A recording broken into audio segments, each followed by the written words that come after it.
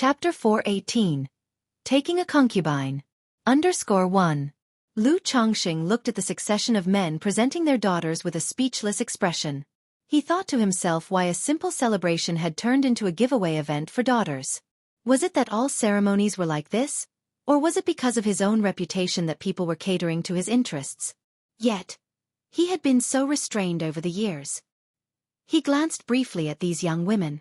All of them had faces like blooming flowers under the moonlight. And they possessed spiritual roots, with cultivation evident in them. This made Lu Chongqing surmise inwardly that this was the power of status and identity. Back then, he even had to worry about marrying a fairy with spiritual roots.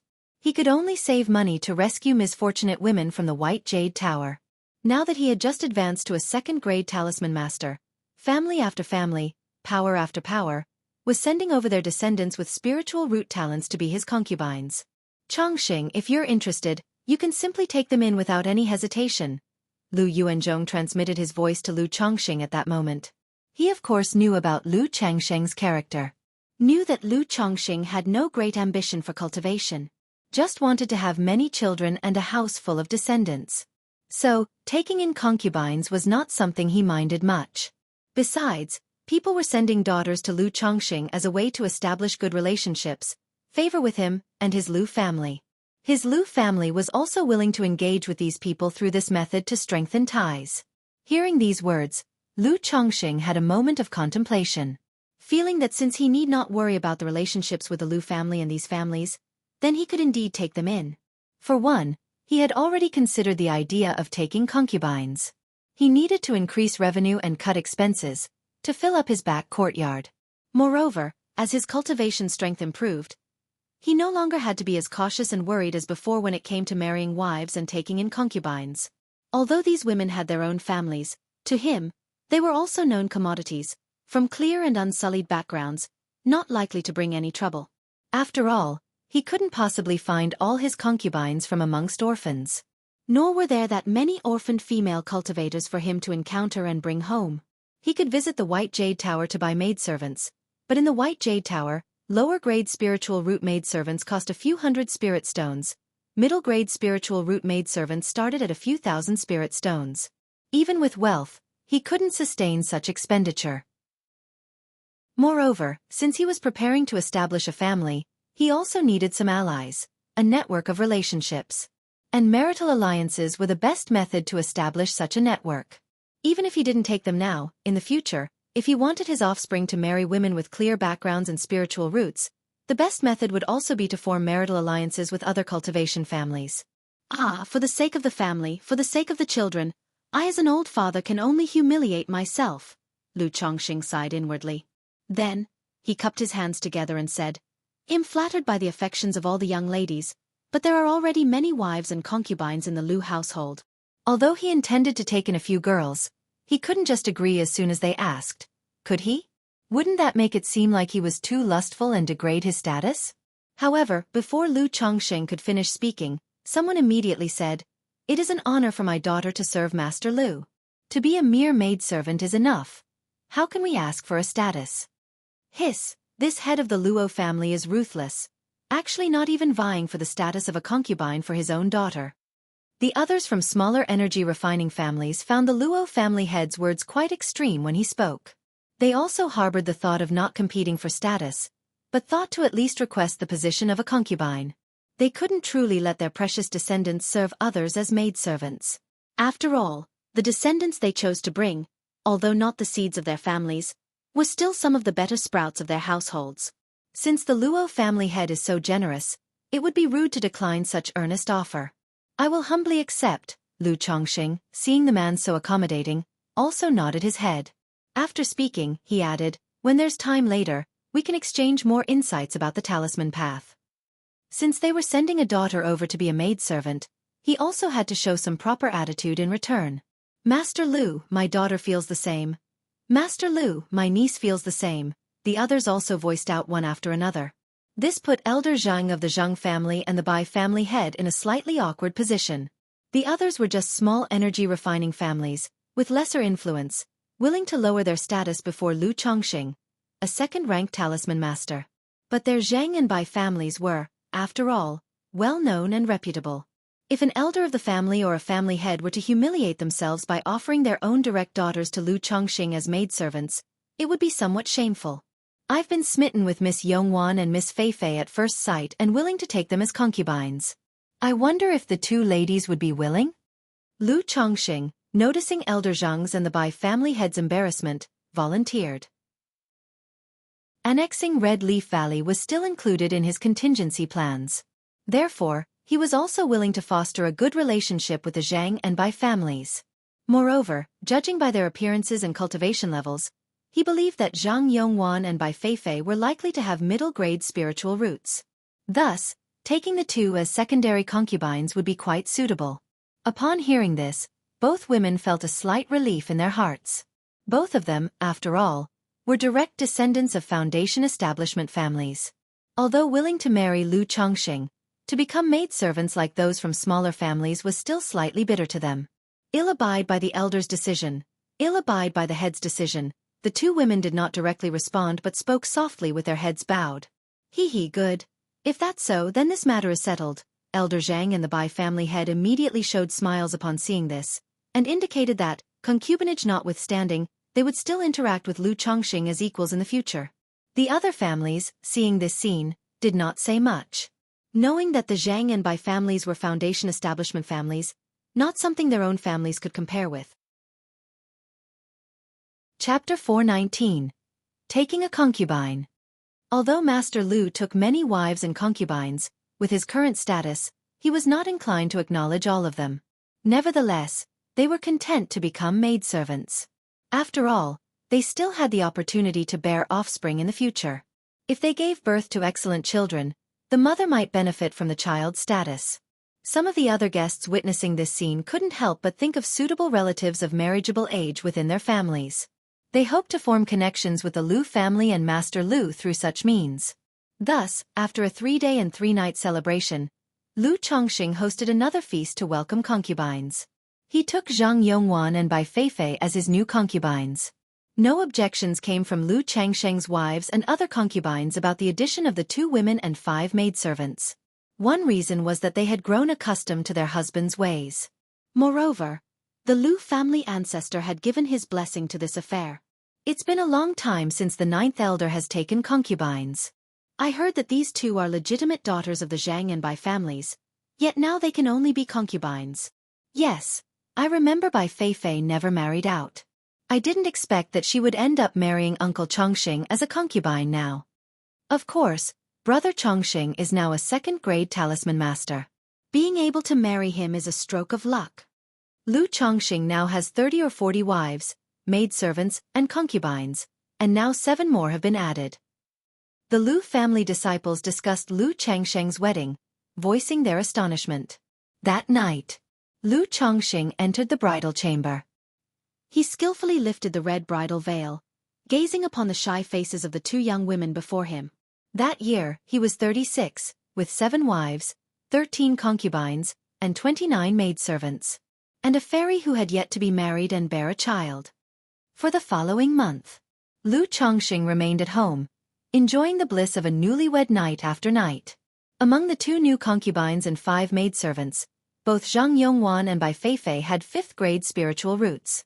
Among the 5 maidservants, except for a girl named Luo Rue with 6th-grade spiritual roots, the rest all had 7th-grade spiritual roots. But for Lu Chongqing, this was acceptable. After all, in such families, having a middle-grade spiritual root was already considered quite talented. That they were willing to become his concubines was already a considerable investment on their part. As new people were added to his household, the already substantial estate began to feel a bit crowded. Lu Yuanzhong was very generous and allocated a plot of land in Qingzhou Valley for Lu Chongqing so that another large estate could be built for him. She must be pregnant by now, right? After a month of effort, Lu Chongqing felt that Zhang Yongwan and Bai Feifei were likely with child. He didn't linger any longer. After arranging household affairs, he set off for the Red Leaf Valley market. He had been home for quite a long time, after all. In a few more months, Xiaofan would be returning to Qingyun's sect, and he wanted to accompany her. Upon arriving at the Red Leaf Valley market riding an iron feather eagle, Lu Chongqing first visited his Peace Talisman Hall. He informed Gao He that his spiritual talisman shop would now sell one second-rank talisman to the public every month. The number of supreme first-grade talismans was raised to 8 per month. He also instructed Gao He to help him purchase second-grade talisman-making materials on a long-term basis. Now that he had the 99 mystical talisman scripture and the method of talisman refinement formation, his need for second-grade talismans had greatly increased. He planned to carry several hundred second-grade talismans with him at all times. This way, if he encountered a nascent soul immortal, he could rely on the talisman formation to have some means of self-protection. After discussing matters with Gao He, Lu Chongqing also inquired about his son, Lu Xianzi's well-being. He took his son to the 3rd floor and taught him about the knowledge of puppets. The craft of puppet making, although not highly profitable, just earned a modest income. However, the cost of learning was also relatively low. That's because, when crafting puppets, if a mistake is made in one of the steps and it fails, only some of the materials are lost, and most can still be reused. Unlike talisman making and alchemy, once those fail, all materials are basically wasted, burning through money rapidly. Xianji, don't just stay inside the shop every day, go out more when you have time. If you see a girl you fancy, you can also talk to your father about it. After teaching about puppets, Lu Chongqing said this to his son, Lu Xianji. His son was also 16 years old. It was time to consider marriage. Though many cultivators didn't marry for a lifetime to focus on their cultivation, or they only settled down when they were in their 40s or 50s, for someone like Lu Xianji, Lu Chongqing still hoped his son would start a family early. Dad, I understand. In his youth, Lu Xianji had been rather naughty, but as he grew older and more sensible, his personality became more stable and restrained. As long as you understand, I'm not rushing you. I'm just hoping you'll also think about this aspect, Lu Chongqing said, nodding. His child was only 16. He wasn't truly in a rush yet. Dad, rest assured, I understand, Lu Xianji said with a smile, nodding in agreement. He knew his father's wish was for a house full of descendants, so he could understand his father's thoughts. Being only a 9th grade spiritual root, his achievements in this life would be limited, so it would be better to start a family early. After giving his son a few instructions, Lu Chongqing went to the Lu family's spiritual talisman shop. Lu Miaoge had also returned to Qingzhou Mountain for the celebration, so she knew about Lu Chongqing taking concubines.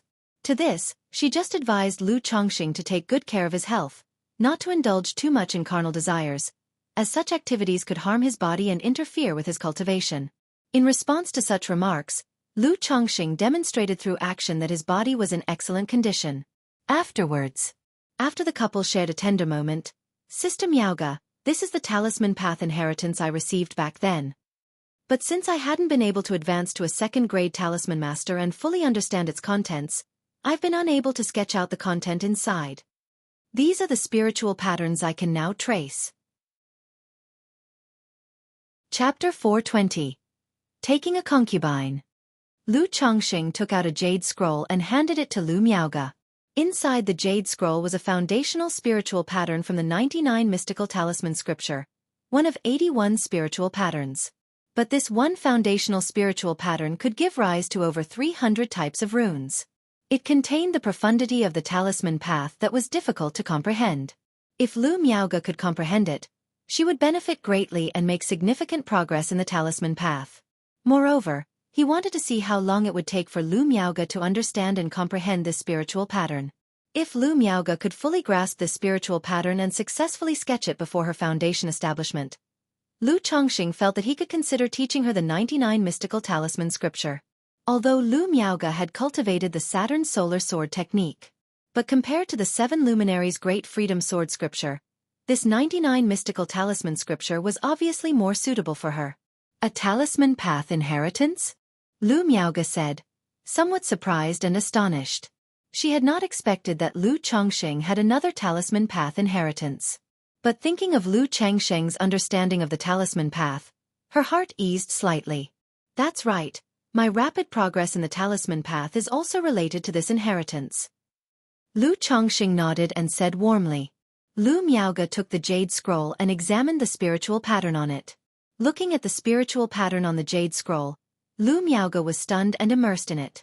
It took her a long time to come back to her senses and said, Chongqing, this spiritual pattern is incredibly profound.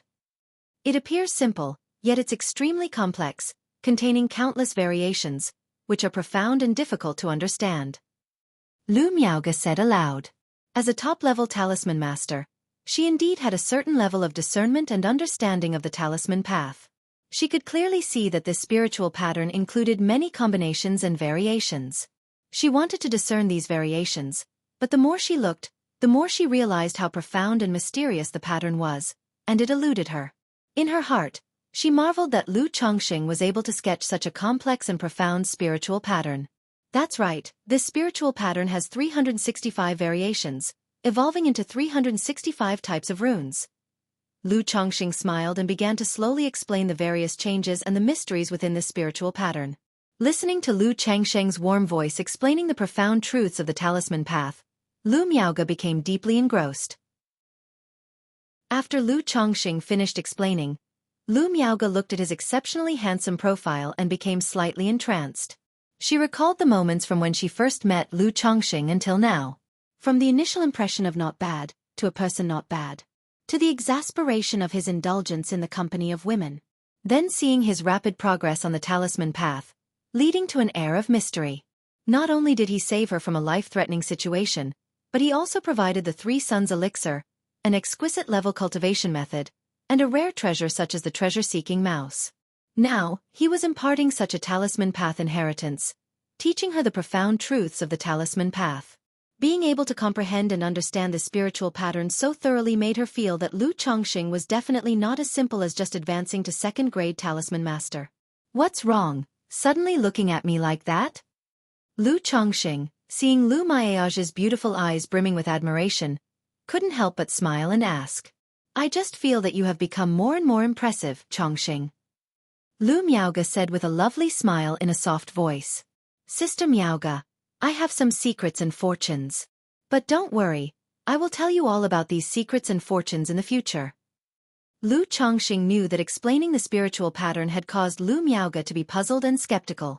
Which was normal. Even just a basic spiritual pattern from the 99 mystical talisman scripture was extremely profound.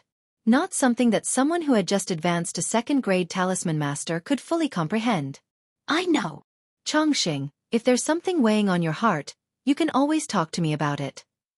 Lu Miaoge's eyes were moist and her demeanor gentle as water, as she spoke softly, adding, we are husband and wife. Sister Miaoge. Hearing this, Lu Changsheng's heart warmed. The strength, treasures, and secrets brought by the system, which he had always kept hidden in his heart for fear that revealing them would cause trouble, were indeed tiring. But fortunately, he had his wives to ensure he had no other worries in his daily life. Looking at his wife in front of him, he embraced her graceful and delicate body and kissed her deeply on the lips. Chongqing. Lu Miaoge hadn't expected that after just having been intimate, Lu Chongqing would want her again. Combining the transmission of Tao and pleasure, it might actually help with understanding spiritual patterns, he whispered into her ear, his breath hot. Faced with Lu Changsheng's instruction, Lu Miaoge could only half close her eyes languidly, gently biting her lip, and listen intently. But because the teachings were so profound, she also felt the strain of learning, her body covered in fragrant sweat. After a while, as the transmission of knowledge and essence concluded, she, too, reciprocated passionately, contemplating the principles within. The next day, Lu Chongqing visited the courtyard where Xiaofan was staying. Inside the courtyard, Xiaofan, dressed in a moon-white gown, looked as graceful as ever, showing no signs of having just given birth. She watched serenely over the cradle where Lu Wangshu was sleeping soundly. Chongqing, you're finished with your tasks, Xiaofan said with a smile when she saw Lu Chongqing, speaking in a gentle voice. You. Seeing this scene, Lu Chongqing felt somewhat ashamed of his recent conduct. He felt that he truly hadn't fulfilled his responsibilities. Sitting down beside her, he watched the child and chatted with Xiaofan. You. Do you know what a blood talisman spiritual body is? He asked after a moment, thinking of his daughter's spiritual body. In this period, he had looked through several ancient books about spiritual bodies. However, he hadn't found any information about the blood talisman spiritual body. He knew that this superior spiritual body was probably rare. So he asked Xiaofan. After all, It concerned the awakening of his own spiritual body and his daughter's future awakening. Blood talisman's spiritual body? Xiao Xie, on hearing this, shook her head slightly. She had never heard of this spiritual body either. I don't know much about spiritual bodies either, she said. If you need it, Chongqing, I will look for information about it when I return to Qingyun's sect, she offered. I saw a brief description of this spiritual body in an ancient book and suspect that I might possess it, Lu Chongqing explained. So I would appreciate it, Shiyu, if you could help me find more information about it. He didn't say that he had noticed the child had a spiritual body. After all, it would be somewhat exaggerated to determine that his newborn child possessed a certain spiritual body. As for his daughter inheriting this spiritual body in the future, the explanation was simple. His daughter inherited his excellent spiritual body, which was perfectly normal. Although the chance of passing on a spiritual body is extremely slim. But sometimes, things just happen to coincide. Blood talisman spiritual body. All right, agreed Xiao Xie. Learning that Lu Chongqing might possess the spiritual body, she immediately took the matter more seriously. She planned to check the Sutra Pavilion upon her return to the sect, and if there was no information there, she would ask her master. She also told Lu Chongqing that she planned to return to Qingyun's sect after 3 more months, although she would come down the mountain whenever she had the time. If Lu Chongqing had anything he needed, he could write to her. Hearing this, Lu Chongqing didn't try to persuade her otherwise. After all, Xiao Xie had already mentioned that she would be leaving at this time. As a disciple of the immortal sects, given tasks and a territory to defend, she couldn't possibly stay outside for long. Chapter 421. Xiao Xie leaves, awakening the blood talisman spiritual body. _1. In the blink of an eye, 3 months passed. During this period, both of the concubines newly taken by Lu Chongqing, Zhang Yongwan and by Feifei, succeeded in becoming pregnant. As for the 5 maids, only Luo Rue was pregnant for the time being. This was also why Lu Chongqing spent most of his time at the Red Leaf Valley Market. At home he only gave minimal care. However, this efficiency had already astonished the Zheng family, Bai family, and Luo family to no end. They thought to themselves that Master Lu truly enjoyed having children. It had only been 2 or 3 months, and they were already pregnant. Especially the Luo family head. He had thought that since his daughter was a maid, it would take a lot of effort to win Master Lu's favor. He never expected that she would become pregnant so quickly. He was truly pleasantly surprised.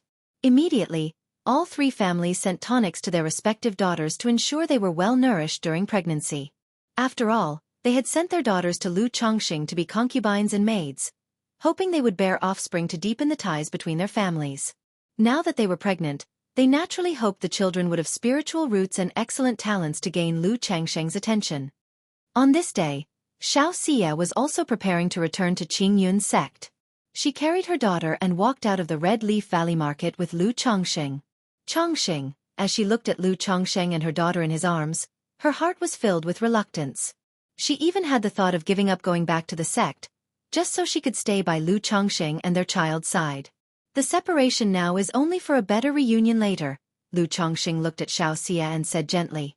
He also felt somewhat reluctant. But he still supported Xiao Xie's decision to return to the sect for cultivation. During this time, because of the child, Xiao Xie had become somewhat indifferent to cultivation. Wang Shu still can't call me mother. When I come back, will she have forgotten about me? The once Guanghan fairy, akin to the 9 heavens bright moon, had now descended to the mortal realm, entangled in worldly affections, becoming as sentimental and affectionate as most mothers. If you miss her, write to me, and I will bring Wang Shu to Qingyun's sect to see you, Lu Chongsheng consoled Xiao Xie's emotions. No, it's dangerous to travel from here to Qingyun's sect. What if we encounter danger on the way? Xiao Xie immediately shook her head. Though having Lu Chongqing as a father meant they usually wouldn't face any danger, the child was still small, and she didn't want her daughter to suffer the hardship of travel. She then handed her daughter over to Lu Chongqing. She asked him to take good care of their daughter. Don't worry, this is our daughter, I will naturally take care of her, Lu Chongqing said affectionately while holding his daughter, his tone undeniably firm. Xiao Xie looked at her daughter for a while longer, then with her robes fluttering, she rode a crane and flew away. Watching Xiao Xie's figure gradually disappearing into the horizon, Lu Chongqing couldn't help feeling a bit empty. After all, the two of them had spent so many years together. Now that they were separating, he didn't know how long it would be before they saw each other again. Sigh. Lu Chongqing looked at the child in his arms and let out a gentle sigh. Then he took a deep breath, exhaled softly, and after returning to the courtyard to tidy up a little, he resumed his true appearance and went to the Lu family's spiritual talisman shop. Chongqing, this is? Lu Miaoge was somewhat surprised and curious as she saw Lu Chongqing holding an infant. After all, normally, Lu Chongqing hardly ever took such a young child out with him. This is the child of Xiao Xie and me, Lu Chongqing spoke up, stating directly. Fairy Xiao's child. Upon hearing this, Lu Miaoge was somewhat shocked. She knew her husband had been assisting Xiao Xie in her cultivation.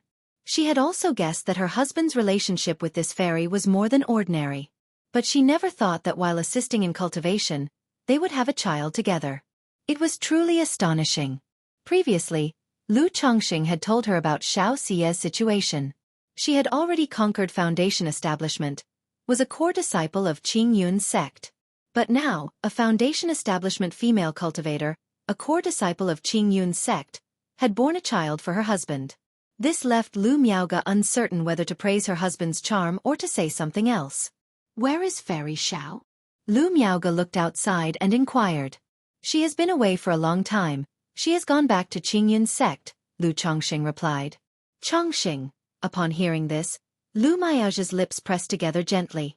Thinking that Xiao Xie's farewell had saddened Lu Chongqing, she stepped forward to gently embrace her husband.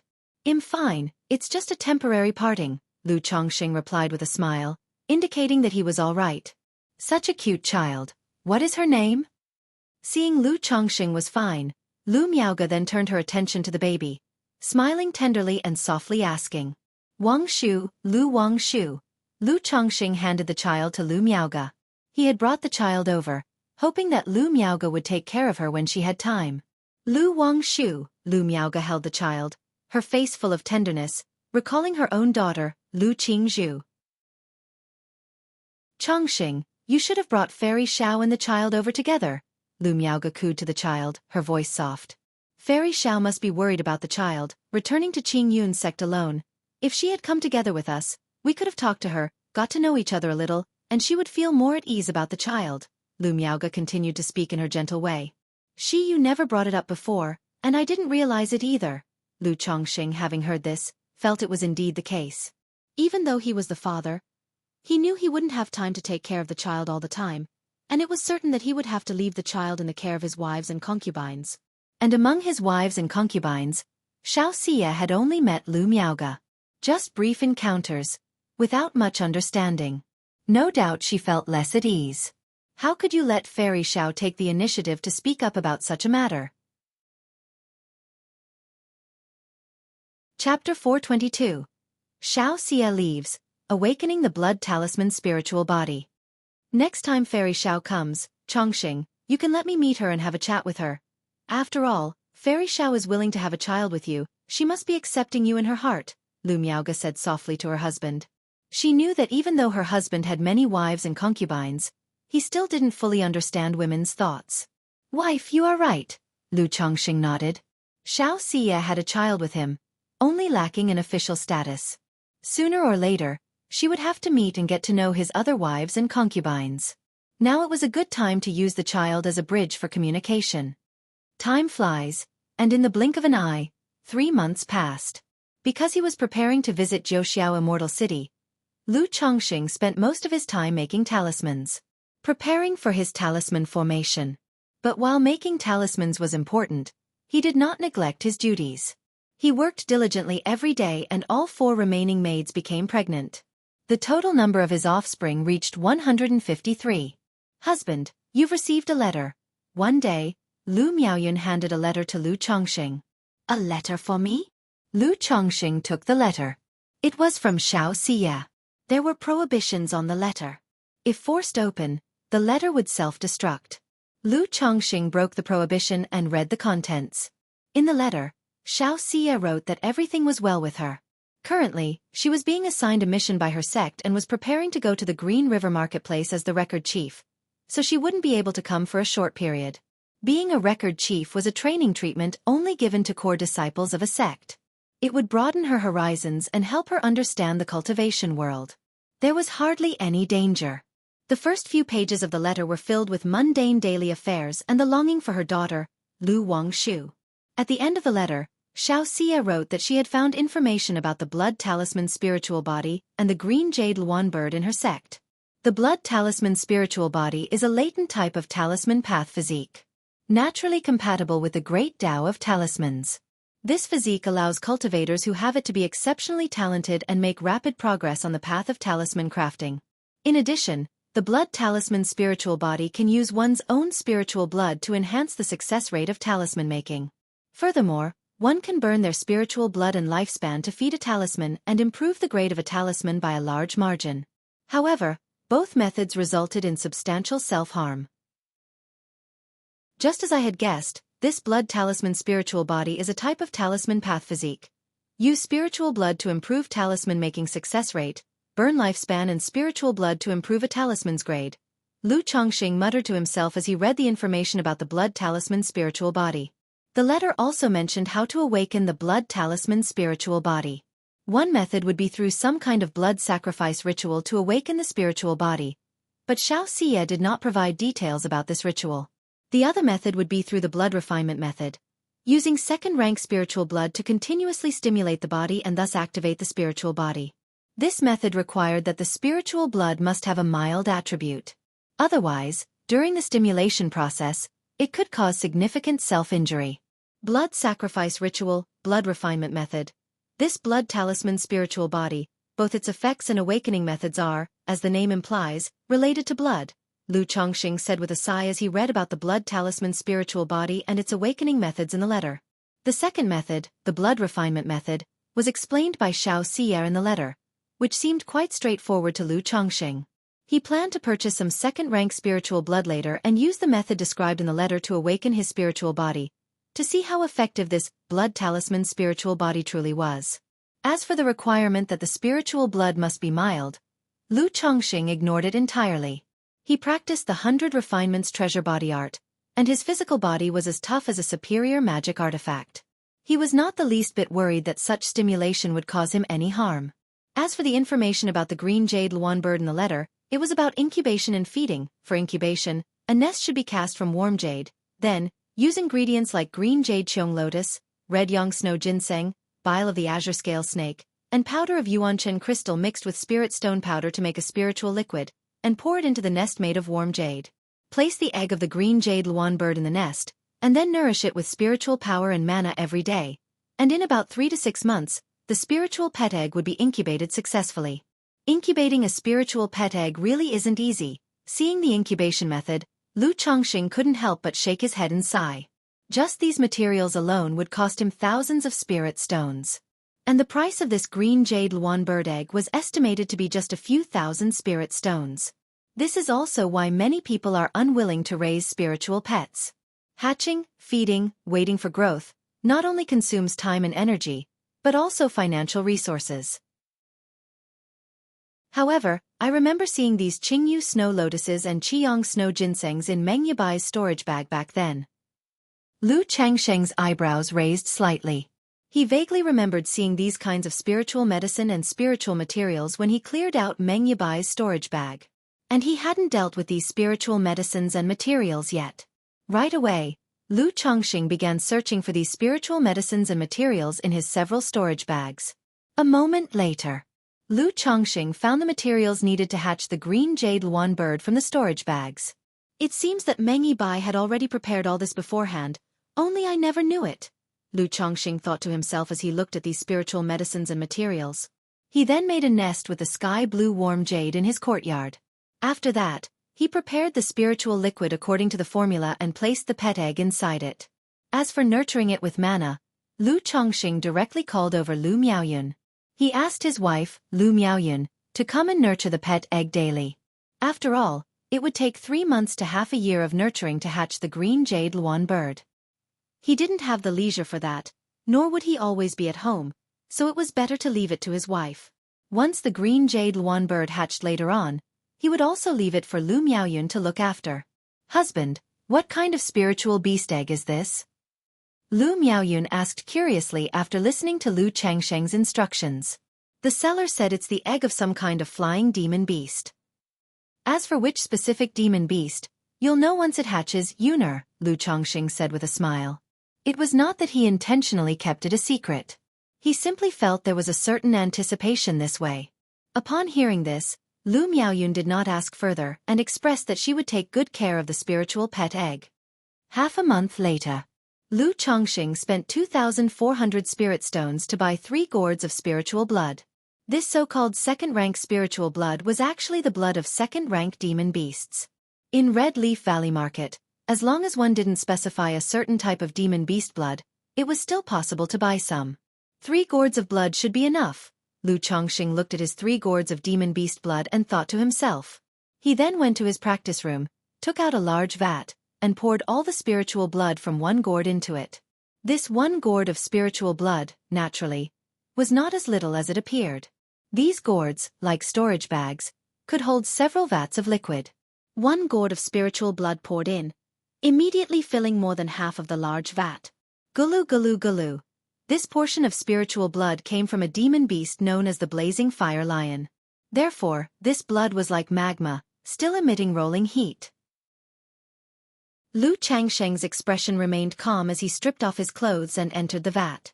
Then, following the blood refinement method written by Xiaofan, he used the spiritual blood to stimulate his flesh. During this process, the demon beast blood continuously stimulated every inch of his skin and flesh, making his body seem to reveal all sorts of winding blood-colored runes. It looked mysterious and terrifying. Hum hum hum, as Lu Changsheng continuously practiced the blood refinement method, the demon beast blood from the vat entered his body through his pores, traveled along his meridians to his dantian. There, the originally faint and sporadic blood veins in his dantian gradually became clearer during the process. Lu Changsheng knew that once this blood vein was activated, the blood talisman spiritual body would successfully awaken. He opened his eyes, flicked his fingers, and the 2 gourds beside him automatically opened, pouring the spiritual blood directly into the vat. These 3 different kinds of spiritual blood were already quite domineering on their own. Mixed together, they were even more exceptionally stimulating to the human body. However, as a foundation establishment cultivator who had also been cultivating the 100 Refinements treasure body art, Lu Changsheng naturally had no fear of this mere demon beast blood. As the spiritual blood continuously surged, stimulating the blood vein in the dantian, the blood vein became clearer and clearer, forming a mysterious rhythm. After a long while, an unusual aura spread out from within Lu Changsheng. It caused the blood vein in his dantian to fully emerge, clearly visible. And at this moment, his body was covered in bizarre and mysterious blood-colored runes. But in the blink of an eye, these blood runes gradually faded and disappeared from view. So this is the blood talisman spiritual body. Lu Changsheng opened his eyes, aware that he had successfully awakened the blood talisman spiritual body. Chapter 423. Effects of the blood talisman spiritual body. 10,000 poisons devour the heart under 1. The blood talisman spiritual body, how profoundly mysterious. It seems as though one is born with numerous insights into the talisman path. By continually learning and delving into the talisman path, one can integrate and have interrelated understandings, illuminating many difficult problems in talisman arts. Lu Changsheng quietly experienced the changes brought by the blood talisman spiritual body.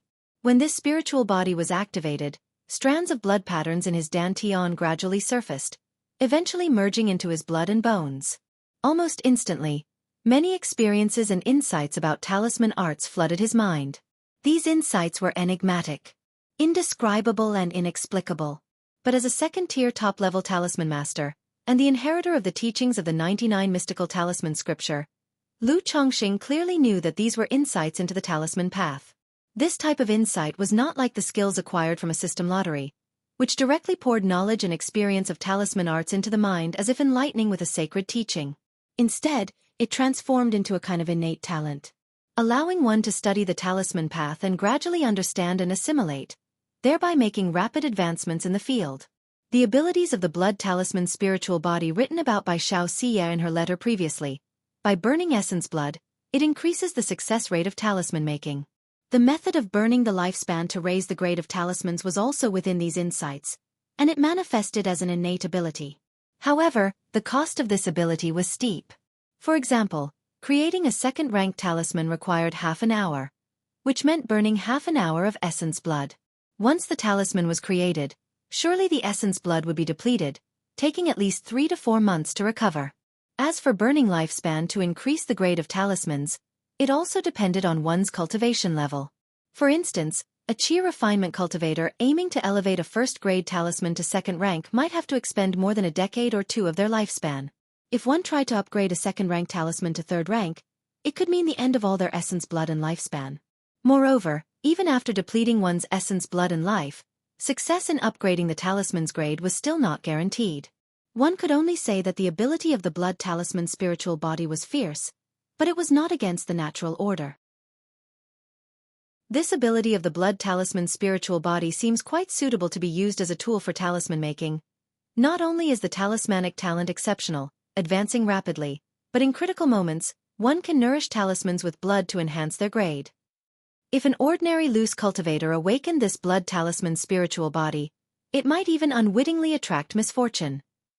As Lu Chongqing experienced the abilities of the blood talisman spiritual body, he thought to himself, "Talent is rare. But not all talents are valued and treasured."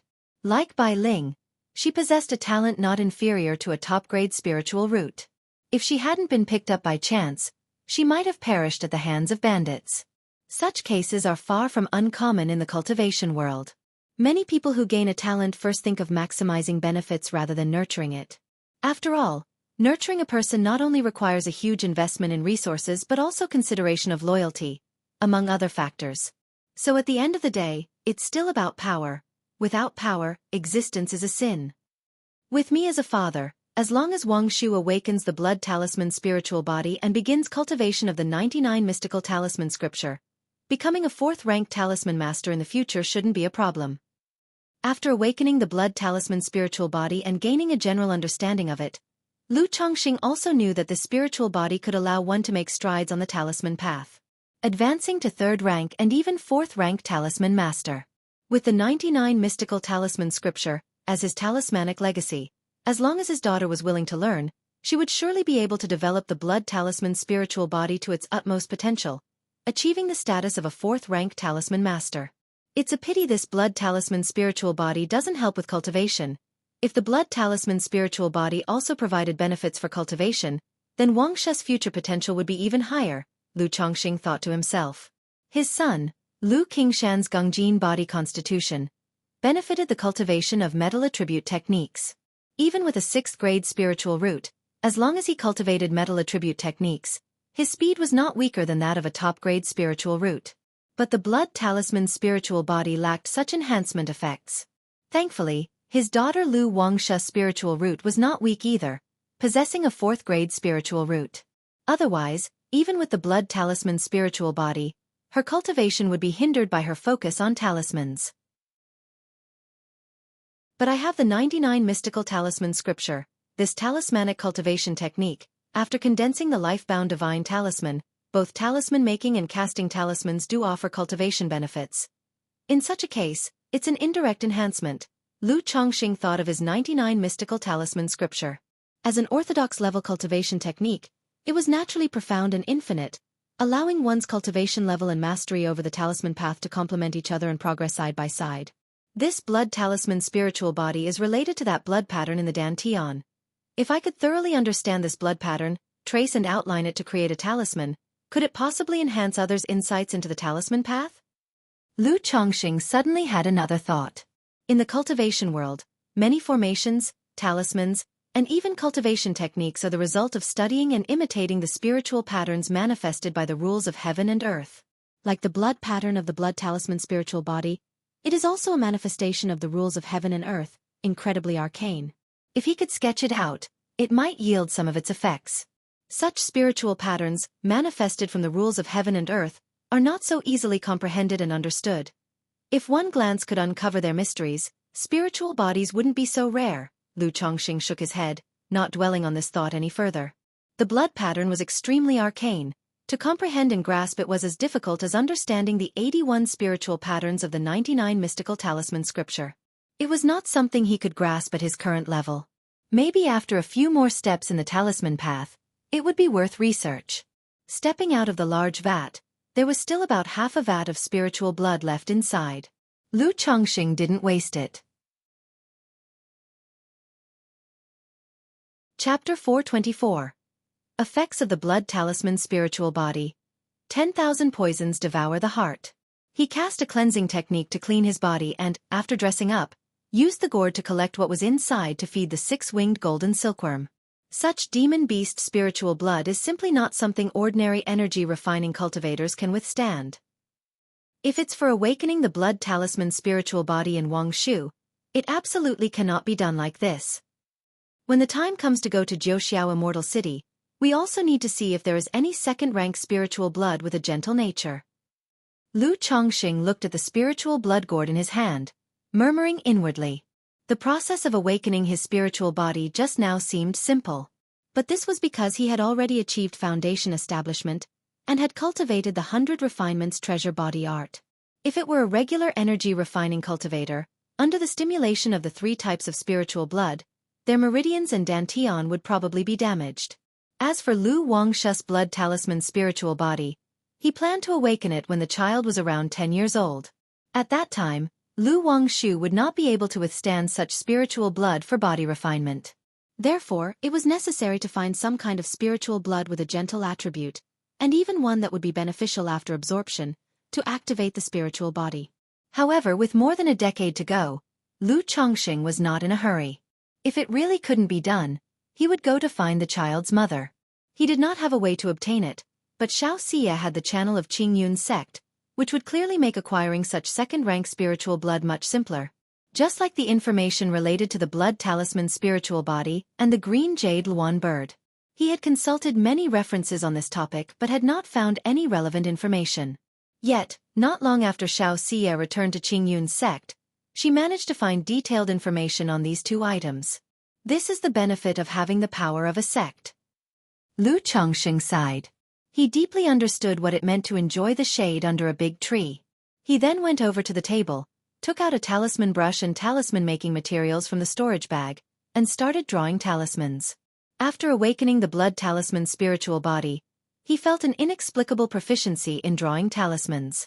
It was as though the moment he picked up the brush, he knew he was a natural-born talisman path prodigy. Lu Chongqing effortlessly drew 2 second-rank talismans. Drawing second-rank talismans, I can't really feel the benefits brought by the blood talisman spiritual body. I must have a new talisman path inheritance for me to comprehend on my own, or draw third-rank talismans, before I can truly experience the effects of the blood talisman spiritual body.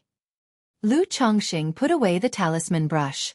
Now for him, drawing second-rank talismans was as easy as eating and drinking. Only the yet-to-be-experienced third-rank talismans could offer him some challenge. After leaving the courtyard, Lu Chongqing went to check on his family's peace talisman hall. His son, Lu Xianji, was also there. Otherwise, he seldom visited this place before. But spending this time was worthwhile. Thanks to his early enlightenment teaching and the guidance over this year, Lu Xianji had made considerable progress in puppet mastery. He estimated that in another year or so, he would be able to create first-grade lower-quality puppets and thus qualify as a puppet master.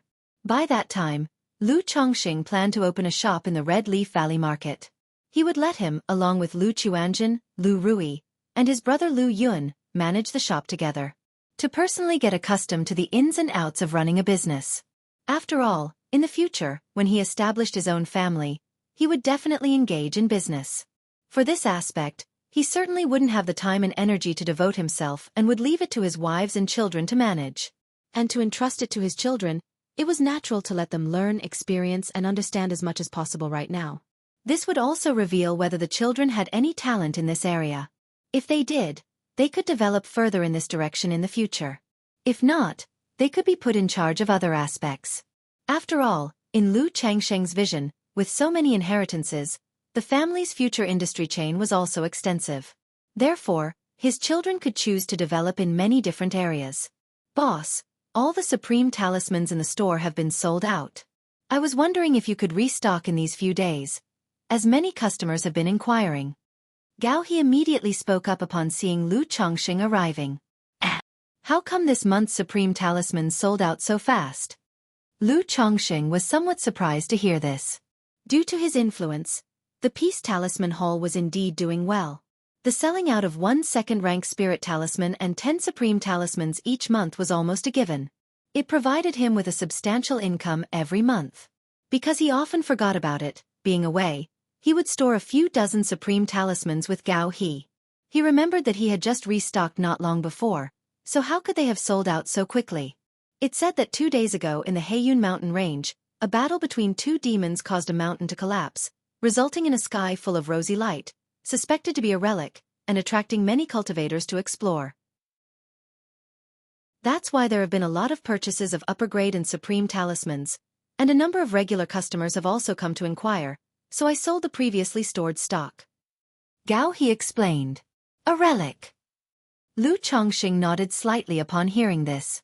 He understood that such occurrences would attract swarms of cultivators seeking fortune, and would boost sales of elixir medicines, talismans, and magic artifacts. All right, I will draw some extra talismans these few days. Lu Chongqing nodded in response.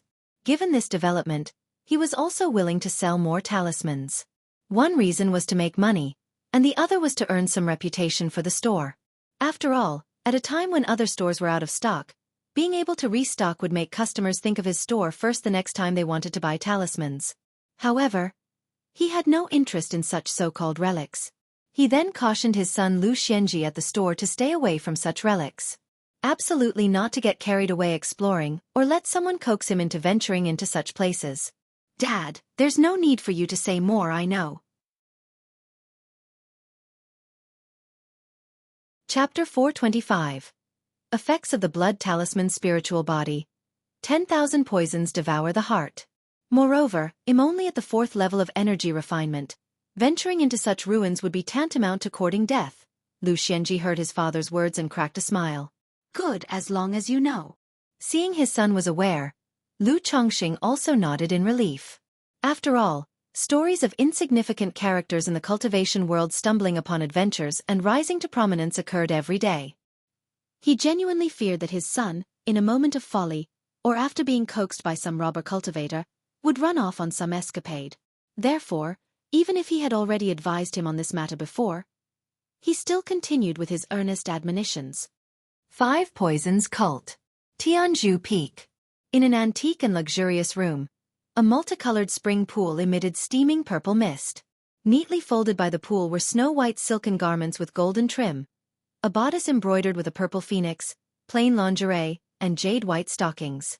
There was also a terrifying blood-colored spider, its entire body emitting a sinister red light. Within the multicolored spring, there was a breathtakingly beautiful girl with an ethereal demeanor.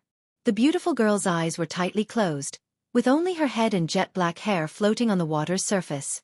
Xiaofan, come to my great hall. Just then, a voice echoed in the girl's mind. Master. Meng Xiaofan, upon hearing the voice, opened her eyes. She immediately stood up from the multicolored spring, utterly nude. In an instant, the perfection of the girl's figure was revealed without a doubt. Her slender waist seemed to ask for a gentle embrace, and her legs were straight and long. Her dark, smooth hair cascaded down, covering her pert buttocks shaped like a new moon. Her skin, still dotted with multicolored droplets, made her jade-like complexion even more sparklingly translucent and dazzling, as if her entire body was aglow. The girl floated up, her pale hand lightly lifting. The multicolored droplets slid off her skin, causing the clothes by the pool to fly up and dress her neatly. Meng Xiaofan, now clothed in purple, had an ethereal and elusive aura, just like that of a celestial fairy. This contrasted starkly with the terrifying blood-colored spider beside her. Exiting the room, Meng Xiaofan transformed into an escape light and arrived at a magnificent palace atop the peak, directly entering it. This great hall was exceedingly magnificent and splendid. The floor was paved with black jade that shone with a slick brightness, and the walls had elaborately carved beams and painted rafters. But the images all depicted snakes, spiders, butterflies, and all sorts of insects. The walls were further adorned with lamp fixtures shaped like spirit snakes, made of silver, which added a mysterious eerie chill to the room. Bzzz. Upon seeing Meng Xiaochan approach, a purple jade spider with over a dozen pairs of eyes by the ebony bed opened its eyes. I greet you, master. Meng Xiaochan, seeing this scene, remained composed and respectfully bowed to the ebony bed. Xiaochan, you're here. A languid, seductive voice came from within the purple gauze of the bed, bewitching to the soul. May I know why master has summoned me here? Meng Xiaochan continued to speak. The purple gauze curtains slowly parted. On the ebony bed, a woman in a purple dress, around 28 or 29 years old, was lounging. Her face was stunningly beautiful and enchanting, her slender phoenix eyes appearing as though she had just woken from a dream, misty like blooming peach blossoms, her gaze fluid and compelling, with a bewitching power that could make one lose their soul. Her reclining posture revealed her alluring figure wrapped in the purple dress, accentuating an extraordinarily curvaceous body from head to toe, clear at a glance. Beneath the proud and prominent swell of her chest was a waist as delicate as a willow, leading down to her full and pert rear. The tantalizing curves were breathtaking, vaguely visible beneath the purple gauze, creating an allure of both concealment and revelation. Her two long, fair legs were slightly bent, enthralling like the tail of a serpent. Xiaochan, I remember you used to live in Jiang country, didn't you? Nangong Mili's luscious lips parted slightly, her voice irresistibly charming. Master, I have lived in Jiang country since I was young, Lu Chongqing replied. Meng Xiaochan nodded. I have a task that requires a trip to Jiang country. In that case, you will accompany me when it is time to go. The woman in the purple dress rose from her ink jade bed with a languid elegance. A strand of black hair twirled past her ear and fell upon her ample and proud chest. The purple sheer dress fell, lightly covering her snow-white legs that resembled sculpted jade. To Jiang country? Upon hearing this, Meng Xiaochan felt a sudden pause in her heart. An involuntarily image of a man with a noble and handsome face, a tall and slender figure, swept into her mind like a willow in the breeze. That's right, you are currently at the bottleneck of the early stages of foundation establishment, so it's a good time for you to travel with me. This mission, if successful, will also be beneficial to you. It's an opportunity, Nangong Mili said softly, her voice sultry. Master, may I know what the task is? Meng Xiaochan asked. You'll know when the time comes. Nangong Mili's delicate steps moved nimbly as she came beside Meng Xiaochan, chuckling softly. Her voice was full of seductive charm. Or it could be said that her entire being exuded an enthralling seductiveness, capable of ensnaring souls and eroding bones, inciting temptation in the observer, fostering a desire to ravish her. Master, when do we leave? Meng Xiaochan asked, not pressing further. The command of a master is not to be disobeyed. Besides, Nangong Mili's personal involvement indicated that the mission was no simple affair. Moreover, considering the vast expanse of the Jiang country cultivation realm, as long as she didn't encounter him, going to Jiang country shouldn't pose a big problem. 1 month later, Nangong Mili said, her lips parting slightly as her jade-white fingers gently caressed Meng Xiaocan's face. Yes, master, Meng Xiaochan nodded in agreement. How is your progress with the myriad poisons devouring heart technique? The woman in the purple dress continued to inquire as she pinched her disciple's cheek. Please inspect it, master, Meng Xiaochan replied, offering her fair wrist for examination. Her skin was exceptionally pale, yet Nangong Mili's complexion was even whiter.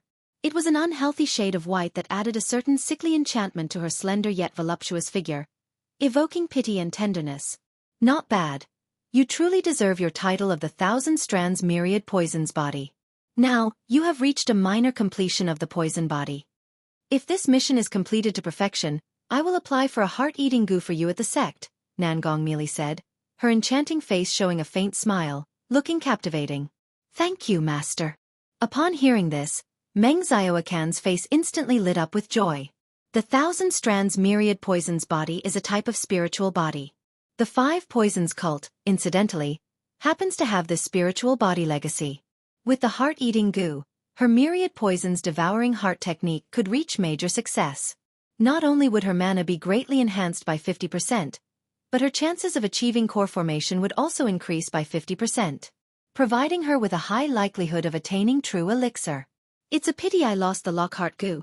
Otherwise with it, to become the holy maiden of the 5 poisons cult, There would have been no need for all this trouble, Meng Xiaochan sighed softly to herself. She remembered the Lockhart Gu that was now in Lu Changsheng's hands. This Lockhart Gu was a top-level earth spirit Gu, nearing the level of a heavenly spirit Gu. Even within the Five Poisons cult, it was exceedingly rare. Chapter 426. Ruined Secret Realm. Second Rank Monster Core. _1. Before one knew it, half a month had passed. Because of the Black Cloud Mountain Range ruins, these days Lu Chongqing, besides drawing second-rank talismans, had also created quite a few supreme first-grade talismans. Not just him, Lu Miaoge had also been busy making talismans these days. After all, the Black Cloud Mountain Range was not far from the Red Leaf Valley Market. It was only a journey of 4,000 or 5,000 li. Therefore, many cultivators in the vicinity went to Black Cloud Mountain Range, hoping to try their luck. Moreover, after half a month's fermentation, the buzz about the Black Cloud Mountain ruins not only hadn't decreased in the slightest, but because of several news rumors that people had obtained ancient techniques, Foundation establishment spirit objects, and rare treasures from the ruins, the excitement intensified, attracting even more people. After all, for most cultivators, a cultivation technique or a Foundation establishment spirit object represented an incredible opportunity. They could pursue it all their lives and yet might not come across such fortune. Now that such ruins had emerged, naturally, they would not miss out. It was for this reason that the flow of people in the Red Leaf Valley Market had increased. Talismans, elixir medicines, and magic artifacts were selling like hotcakes, with prices rising by 30 to 40%, earning Lu Chongqing a tidy sum. Facing this situation, the four big families also pulled staff to increase patrols and tighten security in the Red Leaf Valley Market, to prevent robber cultivators that might be attracted by the Black Cloud Mountain Range ruins from seizing the opportunity to create chaos. After all, the previous incidents of robber cultivators causing trouble had left the four big families deeply shaken. During a chat with Lu Miaoge, Lu Chongqing learned that the Lu family, Bai family, Yu family, Zheng family, and many other local cultivation families had sent people to explore the ruins at Black Cloud Mountain. Cultivation is like crossing a river. 1,000 horses and 1,000 troops all competing for the sale. With such an opportunity presented, if they didn't vie for it, how could they ever succeed and make progress in their cultivation? Yet, the Lu family ancestor, Lu Yuanzhong, still remained stationed in Qingzhou Mountain. He did not participate in exploring the ruins. The Yu family, Zheng family, and Bai family were the same. They were only small families. With just one or two Foundation establishment ancestors as their pillar, they dared not risk venturing out for opportunities. After all, they were not individuals but support pillars of their families. If any accident occurred, the whole family would be in trouble, facing catastrophic disaster. They could only send a few energy refinement late-stage cultivators to explore. However, Lu Chongqing heard that some Foundation establishment cultivators had already gone to explore the ruins. Qing Yun's sect has entered the scene? A few days later, while chatting with Lu Yuanling, Lu Chongqing learned that Qing Yun's sect had also made a move on the Black Cloud Mountain secret realm. That's right, it has now been confirmed that this ruin is a small secret realm, filled with numerous opportunities and treasures. Qing Yun's sect, of course, would not miss out, Lu Yuanling said. As the second elder of the Lu family and the person in charge of Red Leaf Valley Market, he was very focused on this kind of news.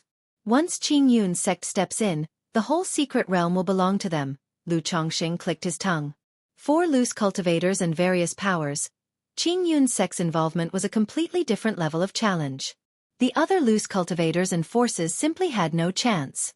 Not exactly. Qing Yun's sect hasn't sealed off the secret realm nor driven away loose cultivators and other forces. Lu Yuanling shook his head. Oh, so it seems Qing Yun's sect is quite generous, Lu Chongqing said, raising his eyebrows. He had assumed that Qing Yun's sect would directly seal off the secret realm and forbid others from entering. After all, if Qing Yun's sect did this, nobody else would have much to say, nor dare to object. Chongqing, you are still too young. It's not about Qing Yun's sect being generous. The hazards lurking within such a secret realm are undeniable, and Qing Yun's sect naturally wouldn't want their own disciples to be the vanguard. Better to share a bit of the spoils, letting our families and loose cultivators act as the cannon fodder to explore, Lu Yuanling scoffed. At his age, and having been through much, he had a very clear understanding of these matters. Ah, Lu Chongqing suddenly understood the rationale upon hearing this. It's like the Purple Shadow secret realm controlled by the immortal sects. If they wholly relied on their own disciples for exploration, not only would the gains be limited, but they also risked losing disciples in the process. It was better to let loose cultivators and others join in. After all, any gains made inside would require sharing some of the spoils with the immortal sects. For loose cultivators and smaller forces, facing such secret realms and miraculous opportunities, trying to profit and gain advantages is quite difficult, Lu Chongqing remarked.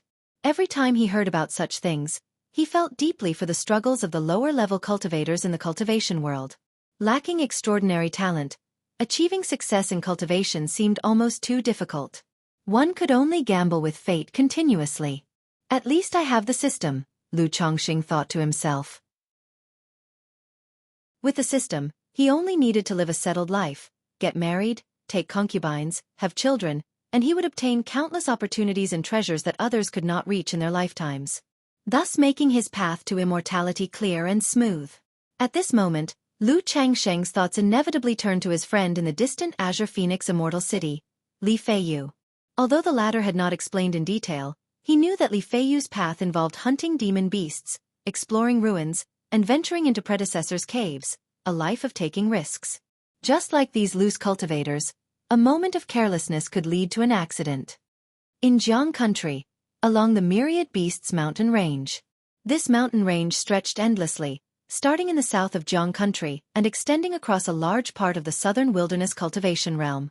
It also served as a natural barrier between Jiang country and Yu country. Because the Myriad Beasts mountain range was full of demon beasts and grew many rare spiritual medicine and herbs, cultivators frequently entered the range to gain experience and hunt demon beasts. After all, for cultivators, every part of a demon beast was valuable. Flesh, fur, bones, all could fetch a good price. If one could come across young beasts or rare spirit grass, it would be an even bigger windfall. At this time, on the outskirts of the Myriad Beasts mountain range, 5 cultivators were besieging 2 blue serpentine demon beasts.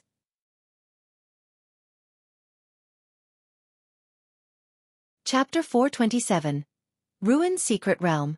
Second Rank Monster Core. Both of these giant pythons were extremely massive. With a girth over a meter thick, their bodies radiated a powerful spiritual light, and their eyes flickered with a cold light, continuously spewing frosty air at the humans. Roar! One of the cultivators let out a fierce shout, emitting a lion-like roar that caused the attacking giant python to hesitate. Then a golden rope was thrown, binding one of the pythons, and he shouted loudly, "Old Li!" Immediately, a middle-aged man around 30, tall and wearing a black outfit, his face fierce, and wielding a red long saber, burst forth with rapid steps. His muscles bulged and the red long saber in his hand surged with a reddish glow as he ferociously chopped at the 7-inch vital part of the python. Clang! The blow was like thunder, powerful and domineering, shattering the python's protective spiritual light. Then it struck the azure snake scales, producing a metallic ring, and slightly cracked the scales. Hiss hiss hiss! The giant python roared angrily, its body flaring with spiritual light, and suddenly lashed its tail, striking the man in the black outfit. Boom! The man in the black outfit, along with his saber, was sent flying backward, crashing into a large tree in the distance and toppling it over. Luckily, at the critical moment, his protective aura surged, warding off most of the damage, and he was not gravely injured. Now's the chance, kill! Seeing this, the 3 that were entangled with the other giant python also simultaneously wielded their magic artifacts, cast their techniques, and turned their attention towards the python whose protective spiritual light had been broken. Ao! Under the overwhelming onslaught, the giant python threw its head back and screamed pitifully. Such roars made the other giant python nearly go mad. But these 5 people clearly had experience dealing with demon beasts. In this situation, they did not opt to keep up a frontal assault, but instead kept up the entanglement. After grinding one python to death, they only then started to confront the other python head-on and gradually killed it. This haul isn't bad. The materials from these 2 azure blood pythons can sell for quite a bit of money, said an older man with gray hair, wearing a gray robe. These 2 azure blood pythons seem to be a pair. I wonder if they laid eggs. If they did lay eggs, then we've struck it rich, remarked a middle-aged woman in a red robe. Laying eggs? What are you thinking? We can't be that lucky, a man in a blue robe said, shaking his head. Following that, the group made their way towards the cave of the two azure blood pythons. These demon beasts live in the mountains, and if they encounter treasures, remains of cultivators, bodies of other demon beasts, or even spiritual medicine and herbs, they would bring them back to their caves. Hence, sometimes after killing a demon beast, exploring its cave can yield unexpected treasures. There actually are eggs, 8 azure blood python eggs. The woman in the red robe saw something deep in the cave, her eyes lighting up as she exclaimed with surprise. What really? These 8 azure blood python eggs could sell for 400 to 500 spirit stones. We've made a fortune with this haul. Upon hearing this, the others looked at the eggs, their eyes revealing surprise and delight. For them, 400 to 500 spirit stones split amongst them meant that each would receive roughly 100 spirit stones. A considerable profit indeed. However, the old man in the grey robe fixated on a dark grey, dull-looking core at that moment. Upon seeing the dull-colored core, his slightly murky eyes widened, and his throat felt somewhat dry. Xiaobo, what are you looking at? The woman in the red robe noticed the old man in grey robe staring motionlessly and asked aloud.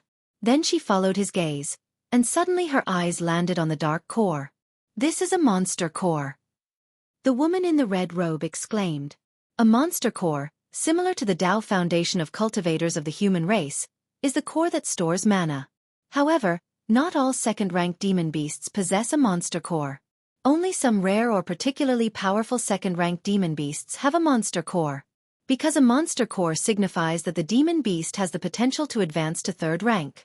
If it advances to 3rd rank, the monster core will also transform into a demon core, comparable to the true elixir or golden core of nascent soul cultivators. Now, inside the lair of the azure blood python, a monster core had appeared. Although it looked like a lot of its energy had dissipated, it was still worth a fortune. The addition of 8 azure blood python eggs and a monster core suddenly made the atmosphere within the cave tense. After all, wealth stirs human hearts. The 5 of them often cooperated in hunting demon beasts but did not have much of a relationship beyond that. The appearance of such a great benefit naturally led to thoughts arising in their minds. This monster core could probably sell for 2,000 to 3,000 spirit stones. Once sold, each of us could get at least 500 to 600 spirit stones, the old man in the grey robe said to the others. Upon hearing this, the others showed expressions of delight. This amount of spirit stones was no small sum. Who should hold this monster core? The man in the green robe asked somberly. For something like the azure blood python, they could directly process the carcass as material and divide its value equally among them. The same went for the snake eggs. The extra 3 snake eggs would be converted into spirit stones. But a priceless monster core like this couldn't be dealt with in the same way. As soon as these words were spoken, the atmosphere in the cave tensed up again. What's going on? I feel so dizzy. At that moment, the woman in the red robe suddenly clutched her forehead and staggered. Not good, there's poison. The man in the green robe, trembling, also sensed that something was wrong. Who poisoned us? The man in black, looking ferocious, shuddered and stumbled as he barked out the question. Turning to the old man in the grey robe, the elegantly dressed middle-aged man accused coldly. Old Xiao, you're the one who poisoned us. As he spoke, he formed a spiritual energy shield around himself, attempting to block out the poison. Yao Dao friend, you actually have an anti-poison artifact. Chapter 428. Ruined Secret Realm, 2nd Rank Monster Core. The elderly man in a grey robe looked at the refined gentleman with some surprise. His soul-severing powder was colorless and tasteless. Unless one had divine sense, ordinary cultivators couldn't detect it. So the fact that the refined gentleman hadn't been poisoned meant that he must possess some kind of poison-resistant treasure.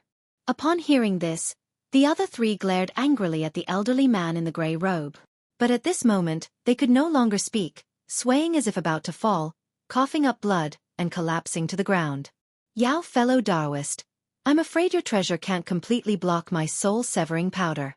You should hurry and leave while you can, the grey-robed elder continued to speak, his voice unhurried. Very well, Yao acknowledges his defeat, said the refined gentleman upon hearing this, well aware that he was no match for the grey-robed elder. He cautiously eyed the grey-robed elder and slowly backed out of the cave. Wait a moment. Just as the refined gentleman was about to leave, the gray-robed elder suddenly called out to stop him. He said, "Yao fellow Daoist, take these few snake eggs with you. In return, let's consider this matter settled. How does that sound?" No need, although tempted, Yao fellow Daoist didn't dare to stay longer and quickly departed. But just then, Poochie, a streak of purple light streaked out from the sleeve of the gray-robed elder. It was a thunder talisman, aimed to strike the refined gentleman. At the same time, a golden cone-shaped magic artifact was deployed, transforming into a streak of golden light aiming for the refined gentleman. How could he possibly let someone escape under such circumstances? If word got out, he might be ambushed before he could even get back to Azure Phoenix Immortal City. After all, within the Myriad Beasts mountain range, not only demon beasts were dangerous, but other cultivators also had to be guarded against. That was also why many cultivators formed teams to enter the Myriad Beasts mountain range. It wasn't just because the mountains were perilous but also because they feared being exhausted after exiting the range and then encountering robber cultivators. Boom boom boom. Facing the onslaught of the gray-robed elder, the refined gentleman immediately deployed a small earthen yellow shield. However, under the bombardment of the attack, the spiritual energy shield around him swiftly dimmed, and he felt poison entering his body. Just as the elder had said, he did have a poison-resistant treasure. But it was just an ordinary item and couldn't continuously block the enemy's poison. Puck! The gray-robed elder kept attacking. The refined gentleman knew he was no match for the elder, and retreated incessantly, fleeing the cave dwelling. But the gray-robed elder pursued without delay. Just as the two had barely left the cave and the man in black who was poisoned and had fainted opened his eyes. "Such a formidable poison, colorless, tasteless, without a trace," he murmured. "If I hadn't cultivated the profound body refinement technique, I might have fallen here," said Li Feiyu, his expression serious. He had noticed something off about the elder immediate and sensed something was amiss. He promptly sealed his pores to stop breathing. But the poison was indeed formidable, colorless, tasteless, and left no trace. If he hadn't cultivated his body refinement technique to the 3rd level, with his flesh almost as tough as someone in the energy refinement late stage coupled with some resistance to poison, he would have been done for there. He didn't delay. He took out a detoxification pill from his storage bag, swallowed it, and began to purge the poison from his system. Then he held a talisman in his hand and continued to feign death, waiting for the gray-robed elder to return. Before long, the gray-robed elder hurried back to the cave. His breathing was slightly disordered. In order to finish off the refined gentleman quickly, he had held nothing back. "After this expedition, I can stop living this blood-shedding life," the gray-robed elder muttered, holding a second-rank monster core in his hand, his face showing delight. He was already over 60 and long past the possibility of foundation establishment. Now his hunting of demon beasts was for the sake of his descendants. However, at that moment, he suddenly sensed a scorching heat and a sharpness. Not good. The gray-robed elder subconsciously tried to form a spiritual energy shield. But the hastily constructed shield was immediately shattered by the fire talisman and the fierce and domineering blade aura. In the next instant, "Puck!" The sound of a blade piercing flesh could be heard. As the gray-robed elder's field of vision tumbled, he fell from the air and saw a headless corpse. It was his own corpse. And standing behind the body was a robust man dressed in black, holding a red long blade. How is he not dead? With shock and unwillingness, the gray-robed elder's consciousness plunged into endless darkness. Huff! After slaying the gray-robed elder with a single cut, Li Feiyu exhaled deeply. The situation had been extremely tense for him as well. After all, the elder had a 9th-level energy refinement cultivation, while he was only at the mid-stage. His only reliance was his body refinement technique, which was at the level of the late energy refinement. He quickly collected the storage bags of several people in the cave. He then used the flame bullet technique to reduce the bodies to ashes. It might be dangerous to return to Azure Phoenix Immortal City alone, he mused. This monster core might just allow me to break through the bottleneck of the energy refinement late stage, he considered. With both the cultivation from the energy refinement late stage and my body refinement technique, I stand a better chance of making it back to Azure Phoenix Immortal City safely, Li Feiyu speculated, his gaze intense as he looked at the gray monster core in his hand. Demon beast crystal cores were mostly violent in nature. If a cultivator absorbed it directly, Not only would much of the energy be wasted, but it could also injure the body. It was nowhere as effective as refining it into elixir medicines. But given the circumstances, Li Feiyu could not afford to care about that. As for the incident at the Black Cloud Mountain Range's secret realm, other than earning a tidy sum, it hadn't affected Lu Changsheng's daily life much. He spent most of his days now on talisman making, drawing second-rank talismans in preparation for his journey to Jiuxiao Immortal City. After nearly a year, he managed to save up almost 100 second-rank spirit talismans, enough to form a talisman refinement formation capable of blasting away cultivators at the Foundation establishment late stage, or even those with a false core. But when it came to making a talisman formation, one can never have too many talismans. The more talismans there are, the greater the power of the talisman formation. Chapter 429. Ruin's Secret Realm. Second-rank Monster Core. _4. Lu Chongqing was not in a hurry to head to Jiuxiao Immortal City, so he prepared to stock up on more talismans to carry with him. Moreover, this trip to Jiuxiao Immortal City would be a long journey, and the round trip would take quite some time. He estimated that it would cost him half a year, or even a year. Therefore, he also needed to make proper arrangements for the matters afterward. He prepared in advance all the talismans supplied by his family's spiritual talisman shop and those provided to the Lu family. Just like that, 3 months passed in a blink of an eye. Boom! That day, Lu Chongqing felt a surge of qi flow into his body. He knew that his son, Lu Quanzhen, had made a breakthrough to the middle stage of qi refinement. Now each of his children was waiting for their breakthrough to the middle stage of qi refinement, then to go out and gain experience. Lu Chongqing returned to Qingzhou Mountain and made arrangements for Lu Quanzhen. This son was competitive in nature and wanted to venture out on his own. Therefore, Lu Chongqing did not arrange for him to experience life in the marketplace. Instead, he sent him to the secular world to mix with Hong Yi. Now, Hong Yi had become the crown prince of Marquis of Rui. He was in charge of all the large and small affairs of Rui Prefecture. Not only did he have to deal with the martial world in Jianghu, but also the disturbances of parasitic cultivators in the secular world. So sending his son to the secular world not only allowed him to experience the martial world in Jianghu, secular cultivation, and broaden his horizons but also ensured he wouldn't encounter too much danger. Brother Lu, rest assured, I will take good care of Quanzhen, your esteemed nephew, Hong Yi said to Lu Chongqing as he readily agreed to take the son with him for experience. Then he turned to a 12 or 13-year-old boy dressed in an embroidered robe and with an extraordinary bearing next to him and said, Xuanji, get along well with your brother Quanzhen in the future, treat each other like brothers and support each other. This young boy was named Hong Xuanji, the sixth son of Hong Yi, with a 7th-grade spiritual root, and was deeply adored by Hong Yi. Yes, father. Hong Xuanji nodded in response to his father's words. He knew that his father's current position had a lot to do with Uncle Lu. Moreover, the present Lu Quanzhen, who was only 3 years older than him but had already reached the middle stage of qi refinement, would be a valuable association for the future. Quanzhen, you must listen to your Uncle Hong in the future. If anything happens, just write a letter back home. On ordinary days, remember to write to your mother, and when you have time, come home to visit, and also go to see your sister. On the side, Chu Zhenshin's eyes were red, and she said to her son with a face full of reluctance. Even though her son was grown up, he was still a child in her eyes, and she was very worried about him going to the secular world to make his way. Mother, don't worry, I understand, Lu Quanzhen said, looking at his mother's expression with a hint of helplessness on his face.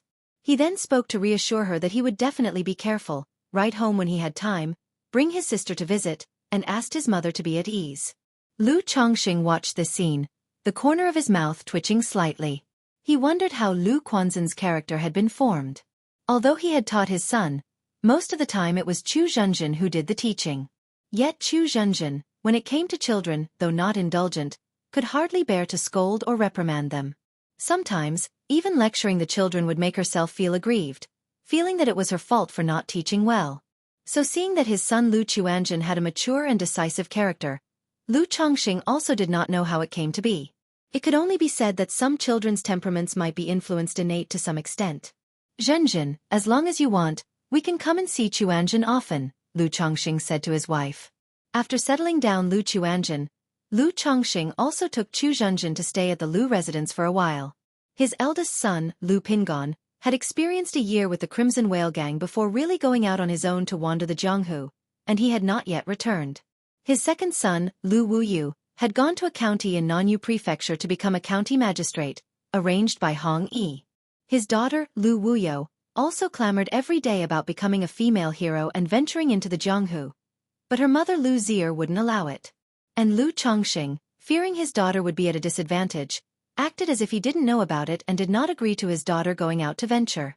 Now that Lu Chongxing and Chu Zhenzhen had come to the Lu residence, his wife Lu Lanshu, Lu Qing'er, Lu Zier, and other concubines also talked with Lu Chongxing about their children's marriage affairs. Like Lu Wuyo, Lu Wuyu, and Lu Shila, these children were all 17 or 18 years old, the age for marriage, and it was time to consider matchmaking. Regarding this matter, Lu Chongxing also felt quite emotional. He still vividly remembered the birth of these children. Unknowingly, they had grown up and were about to get married. In this regard, he let Lu Lanshu, Lu Qing'er, Lu Zier, and others handle the arrangements. But the marriage should be agreed upon by his children.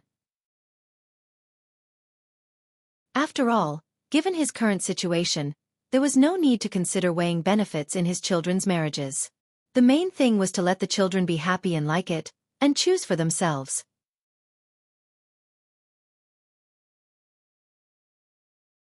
Chapter 430.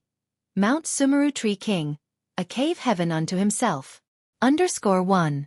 Lu Chongxing and Chu Zhenzhen stayed in Rui Prefecture for a little over a month. During this period, the marriage of their son, Lu Wuyu, was also settled. The other party was the daughter of Li Feiyu, Li Shuer. Previously, Lu Lanshu had wanted her son, Lu Pingon, to marry Li Shuer. One reason was that Li Shuer's appearance, looks, and personality were all good. Additionally, they had watched her grow up. Furthermore, Lu Chongxing and Li Feiyu were good friends, so naturally, they thought about matching the two. However, since Lu Pingon had no such intentions and had gone away, Lu Qing'er then began to inquire about the relationship between her son, Lu Wuyu, and Li Shuer. Regarding this marriage arrangement, both Lu Wuyu and Li Shuer had no objections and were mutually satisfied. Seeing that both of them agreed, Lu Chongxing decided on the matter. Most marriages in this world were like this. There were not so many cases of mutual affection between couples. Being mutually satisfied was already considered quite good. Immediately, the two families arranged the marriage, selected an auspicious date, and planned to hold the wedding in half a year. During the engagement, Lu Chongxing also met Li Feiyu's father, Li Zhangyang. 16 years had passed, and the once valiant and imposing leader of the Crimson Whale Gang had become an old man with graying hair. His face bore traces of illness. "I pay my respects to Uncle Li." Lu Changsheng approached and greeted him. "I pay my respects to immortal Master Lu." Li Zhangyang looked at the man before him, still handsome and appearing to be in his 20s, who had seemed even more otherworldly and immortal than he did more than a decade ago, and respectfully bowed. When Lu Chongxing first arrived at the Crimson Whale Gang, he immediately realized Lu Chongxing was destined for great things. Now, more than a decade later, his hunch had been confirmed. It was evident from the respect shown to immortal Master Lu by the Marquis of Rui, the Crown Prince of Rui, and the loose cultivators attending the engagement banquet. "Feiyu and I are good friends, and now that my son Wuyu and Shuer are engaged to become relatives by marriage, it's a matter of close kinship, so Uncle Li need not be so courteous with me. Just call me Chongxing," Lu Chongxing said to Li Zhangyang with a smile. Li Zhangyang saw that Lu Chongxing had none of the airs of an immortal master and was touched in his heart. He thought to himself that his son had made a good friend. Li Zhangyang then addressed Lu Chongxing as his wise nephew, and introduced his eldest son, Li Feihong, who was the current leader of the Crimson Whale Gang. During their casual conversation, the matter of marriage was confirmed, and Li Zhangyang also inquired about Li Feiyu's situation.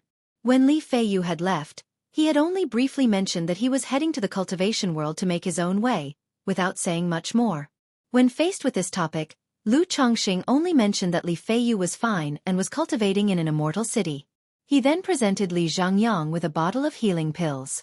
He could tell that Li Zhangyang must have either overexerted himself in martial training when he was young or suffered some internal injury, leading to his poor health now. This engagement banquet brought much joy to the Lu residents. After all, it was the Lu family's first engagement and wedding preparations. "I wonder how Pingon is doing." It's been over a year, and he hasn't even written a letter home. Seeing that Lu Wuyu had become engaged and would be married in half a year, Lu Lanshu began to mention her son Lu Pingon. Pingon said he would be out for at most 3 years, so I estimate he will return in another year or two, Lu Chongqing voiced comfortingly. He knew that his wife was still not in agreement with Lu Pingon going away. Her mention of it now made him think of his eldest son as well. He wondered where Lu Pingon was traveling now and how his journey was going. In Jiang Country, Jiangzhou, Guangling County. That white tiger demon must be on this mountain, right? As Lu Pingon passed through a village, he heard that there was a white tiger living on the mountain that frequently attacked humans. It had scared the villagers to the point where they dared not go into the mountains to hunt anymore. So, he decided to take a look and rid the people of this threat. As he reached the middle of the mountain, he heard a deafening roar from a fierce beast. He rushed towards the sound in the mountains. In a short while, he saw a ferocious white tiger, about 3 meters tall, chasing after a girl clothed in black. But this was not a one-sided pursuit. The girl in black was a cultivator.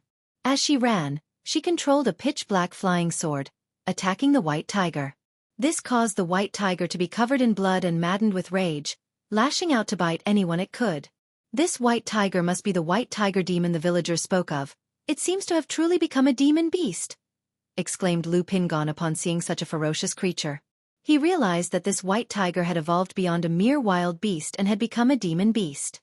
However, the Joyo hound he usually fed was much more ferocious than this white tiger. Therefore, seeing this fearsome white tiger did not frighten him in the least. Be careful. At that moment, he saw the white tiger's chilling claws pin down the girl's flying sword. Then its tail suddenly lengthened, stretching out like a long stick, swinging horizontally toward the girl.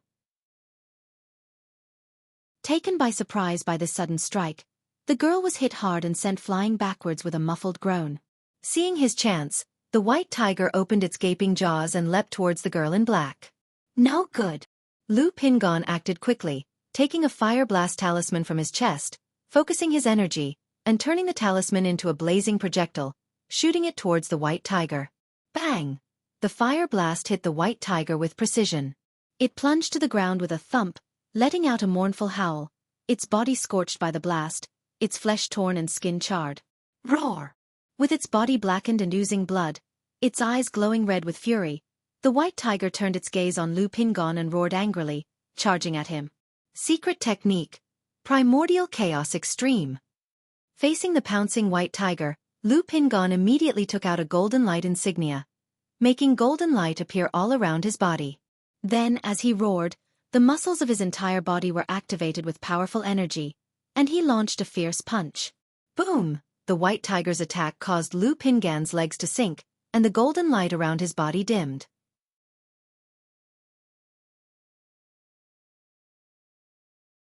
Chapter 431.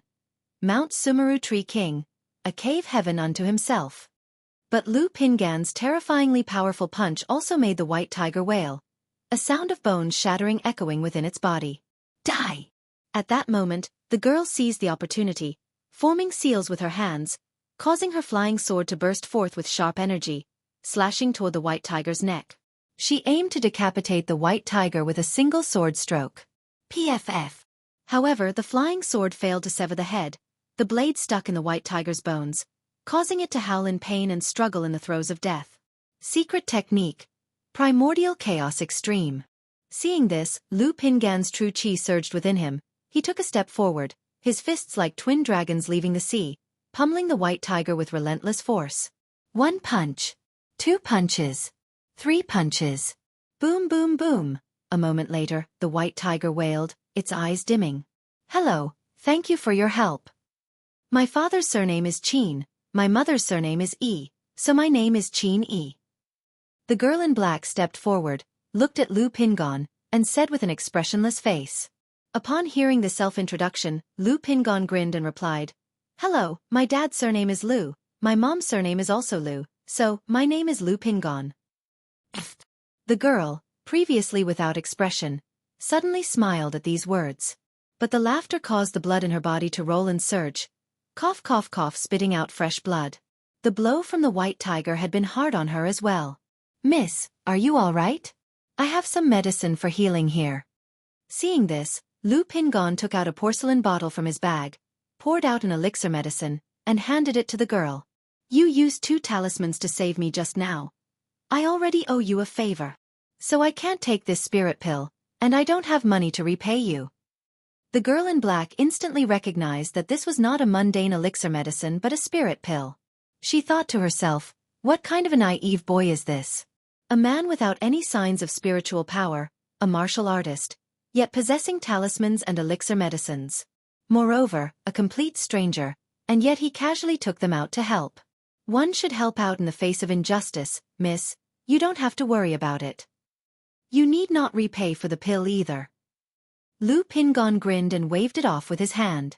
Upon hearing this, the girl in black looked at the Lu Pingon before her face showing a hint of conflict and distress. Then she firmly said, I, Qin Yi, do not owe anyone favors. I will accept this spirit pill. You take the white tiger, and with this we are even. I said there's no need to repay, and besides, what would I want with the carcass of the white tiger? Lu Pingon shook his head. This white tiger demon could sell for more than 20 spirit stones, and you're saying you don't want it? Aren't you here specifically to hunt this white tiger demon? The girl asked with a somewhat astonished expression upon hearing this. No, I came to the mountain because I heard from the villagers that there was a white tiger great demon eating people. I wanted to see for myself and thought of getting rid of the white tiger, so the villagers could hunt with peace of mind, said Lu Pingon with a smile. Hearing this, the girl in black looked at the Lu Pingon before her as if she was looking at an idiot. She didn't expect that such people existed in the world.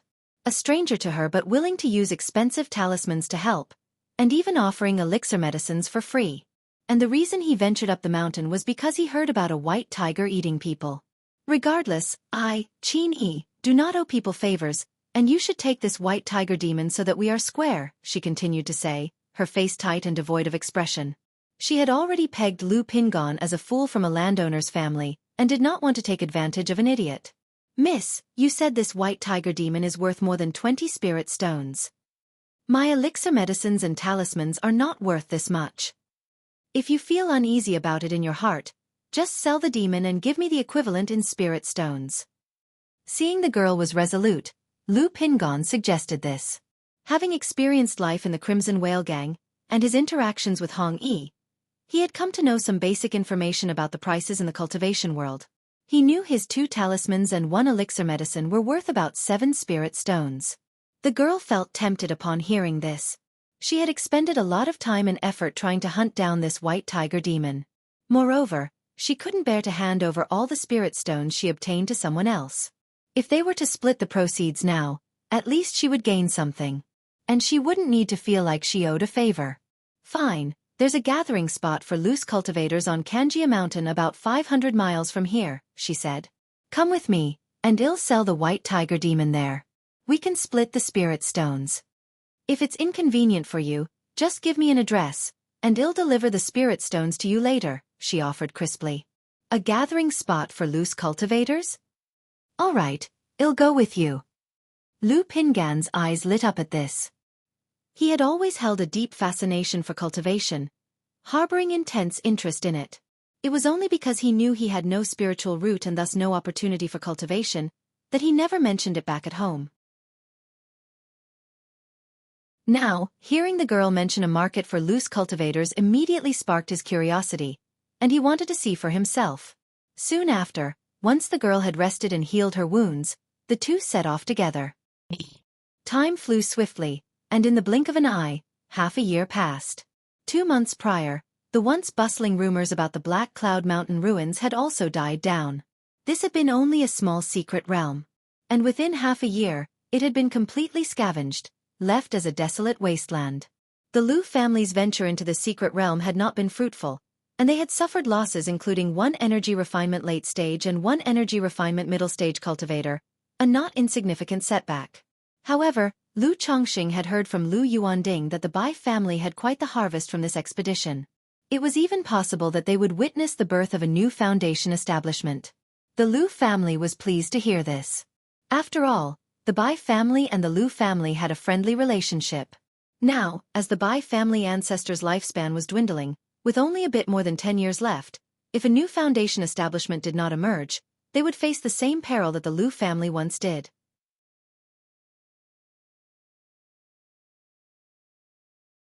Chapter 432. Mount Sumeru Tree King, a cave heaven unto himself. And the cooperation of the 4 major establishments in Red Leaf Valley Market will also face problems because of this. Congratulations to the host for reaching a progeny count of 150. You have been awarded an advanced level draw. On this day, Lu Changsheng's 150th child was born. This child did not have a spiritual root. But as this child was born, a system prompt sounded. Advanced draw. When Lu Changsheng heard this system prompt, his heart surged with surprise. He had previously thought that he would need 200 children to qualify for the draw based on the quantity of his offspring. He did not expect that 150 would suffice. And it was an advanced draw no less. This made him extremely pleased. After all, from a previous advanced draw, he had obtained a heaven-reaching spiritual treasure. Although this heaven-reaching spiritual treasure was somewhat lacking, without an artifact spirit, it was still a heaven-reaching spiritual treasure. It had greatly expedited his progress with the 100 treasures body refinement technique, and he estimated that in another year's time, he would be able to break through to the 5th layer. At that time, he would be able to refine this heaven-reaching spiritual treasure and transform it into his life-bound treasured bone. System draw. Without further thought, Lu Changsheng inwardly chanted. He wanted to see what he could obtain from this advanced draw. After all, ordinary draws were now hardly surprising to him. Instantly, an advanced draw wheel with only 4 options emerged. As Lu Changsheng's mental spirit slightly stirred, the draw immediately commenced. Before long, the golden light slowly diminished, eventually stopping on the spiritual pet treasure section. Another spiritual pet treasure? Lu Changsheng's heart skipped a beat as the golden light halted. Ding! Congratulations to the host for obtaining the spiritual pet, Mount Sumeru Tree King. The reward has been dispatched to the system space. The host can inspect it at any time. A divine tree pattern, resplendent with gold and jade, shimmering with the light of dawn, emerged from the draw wheel, accompanied by a system prompt. Spiritual pet, Mount Sumeru Tree King? Lu Changsheng furrowed his brows slightly when he saw the reward from his draw. He immediately realized that he must have drawn a spiritual pet related to the celestial and earthly spirit plants.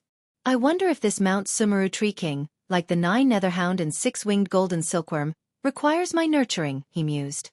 If it requires my nurturing, even with a true spirit bloodline, it would be quite useless to me at the moment. Lu Changsheng pondered as he looked at his draw reward. The 9 netherhound he obtained from his first draw was still a first-grade middle-stage demon beast. It was estimated that it would take another 1 or 2 years to advance to the late stage of the first grade. Even though the fighting prowess of the 9 netherhound far surpassed that of other demon beasts of the same grade, it could only serve as the guardian spiritual beast of the secular Lu residents. The 6-winged golden silkworm he drew the second time had slightly more combat power than the 9 netherhound, but there was no telling how long it would take to grow its second pair of wings. Having raised it for 8 or 9 years now, its combat power was still at the peak of the first grade. Therefore, Lu Changsheng didn't harbor too many thoughts about spiritual pets. His mental spirit stirred slightly as he looked towards the Mount Sumeru Tree King in the system space. Spiritual pet, Mount Sumeru Tree King. Grade, lower true spirit. Description. In ancient times, the Lotus Lamp Buddha obtained a half-branch of the world tree and planted it on Mount Sumeru, nurturing it to life. It currently possesses the strength of the 3rd rank, harbors a world within its body, forming its own cave heaven, and thrives continuously. Hiss! Lu Changsheng was taken aback as he read the description of the Mount Sumeru Tree King. A strength of the 3rd rank meant that this Mount Sumeru Tree King did not require slow nurturing like the 9 netherhound or the 6-winged golden silkworm. It had the strength of the core formation stage right away. Not only that, this Mount Sumeru Tree King also harbored a world within its body, forming its own cave heaven, thriving continuously. This ability genuinely excited Lu Changsheng. In the cultivation world, there is a kind of treasure known as cave heaven treasure. Such a treasure constitutes its own space and can be fashioned into a small secret realm like cave heaven, housing cultivators and spiritual beasts. It can even nurture treasures like the spiritual eye spring to form spirit veins, allowing cultivation within, as well as the planting of spiritual medicine and spirit fields, serving as a mobile dwelling. And now, this Mount Sumeru Tree King possessed such an effect, harboring a world within its body, inherently forming a cave heaven. The cave heaven inside the body of the Mount Sumeru Tree King can completely serve as the core land for our future family. It's just uncertain whether this Mount Sumeru Tree King can currently transform. If it can't transform, then we must find a piece of land rich in spirit veins to plant this Mount Sumeru Tree King. Moreover, the strength of this Mount Sumeru Tree King requires a high grade of spirit veins, at least second rank, or even third rank spirit vein. Lu Chongqing looked at the Mount Sumeru Tree King in the system space but did not extract it. Just looking at the description alone, he felt that this tree was many times larger than the luminous treasure tree he had obtained before. Once extracted, it would be revealed outright. If it couldn't transform and move, such a heavenly spirit plant, once noticed, would likely shake the entire Qingyun sect and the cultivation world of Jiang country. Moreover, the higher the grade of the demon beast, the harder it is to transform, so he felt that this Mount Sumeru Tree King probably couldn't transform. It seems that securing the spirit land and establishing the family must be accelerated. Only by establishing our own family and owning our own family spirit land can we conveniently release this Mount Sumeru Tree King. And by then, having a great demon at the core formation stage in the family will allow us to develop with peace of mind. Lu Chongqing took a deep breath and exhaled long. He knew that this Mount Sumeru Tree King must be planted at his home and then hidden well with a formation. Otherwise, such a plant could easily attract trouble. Shi Yu had sent a letter before, asking if I wanted to participate in the 100 Arts Conference, and I chose to defer. It seems that at the next 100 Arts Conference, I must enter the Qingyun sect in this way, and then see if I can obtain a top-quality spirit land through the sect. Lu Chongqing murmured to himself. For acquiring the family spirit land, he still preferred to go through Qingyun sect. See if he could obtain a top-quality spirit land through the sect. If that didn't work out, then he would consider the Red Leaf Valley market. After all, with so much effort and many family powers settling in the Red Leaf Valley market now, it wouldn't be easy to secure it through the Lu family without paying a significant price. I've already stored over 200 second-rank talismans, and the spirit talismans for the Lu family and the Peace Talisman Hall are also ready. After Wya's wedding, I can almost set out for Jiuxiao Immortal City. In Jiuxiao Immortal City, after completing the procurement of materials for the 99 Mysterious True Strategy, third-rank talisman materials, and second-rank alchemy materials, my overall strength will also rise to another level. When I return, Sister Miaoga will also be almost ready for foundation establishment. I can also take this opportunity to state outwardly that this trip is to go to the Immortal City for foundation establishment, thus revealing my foundation establishment strength. Afterwards, through Shi Yu, get the slot to participate in the 100 Arts Conference, enter Qingyun sect, and secure spirit land. By then, the children at home should almost be ready to manage the family affairs for their old father. Regarding the establishment of the family, we only lack an array now. If we still haven't drawn an array by then, I'll hire an array master from Qingyun sect and then study some simple formations myself. Lu Chongqing was calculating his future plans in his mind. Through half a year of talisman making, he had stored over 200 second-rank spirit talismans on his person.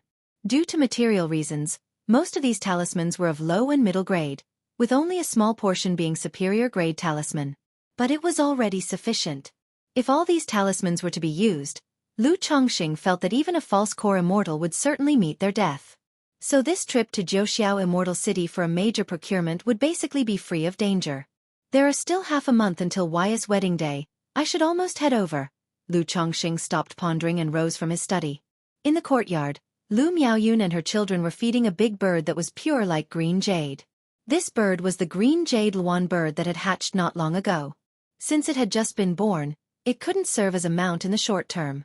So Lu Chongqing candidly gifted it to Lu Miaoyun, to her delight, and to the envy of Chu Zhenjin, Lu Miaohuan, and the others. Yuner, since Wya's wedding day is approaching, call Zhenjin and Huaner over, and let's all go together, Lu Chongqing said to Lu Miaoyun. After all, it was his son's first wedding. As a father, he naturally had to attend the wedding. And with Lu Miaoyun, Chu Zhenjin, and Lu Miaohuan being the principal wives, he felt it was appropriate for them to be involved in such an occasion as well. Yes, husband, hearing this, Lu Miaoyun immediately handed the bird feed to the children and went to notify Chu Zhenjin and Lu Miaohuan. The other children, upon hearing the news, all expressed keen interest and the desire to join. But Lu Changsheng's spirit boat could only carry 12 people. So he decided to take along his sons Lu Yun, Lu Huaizhen, Lu Qingshan, Lu Qingzhu, and a few others.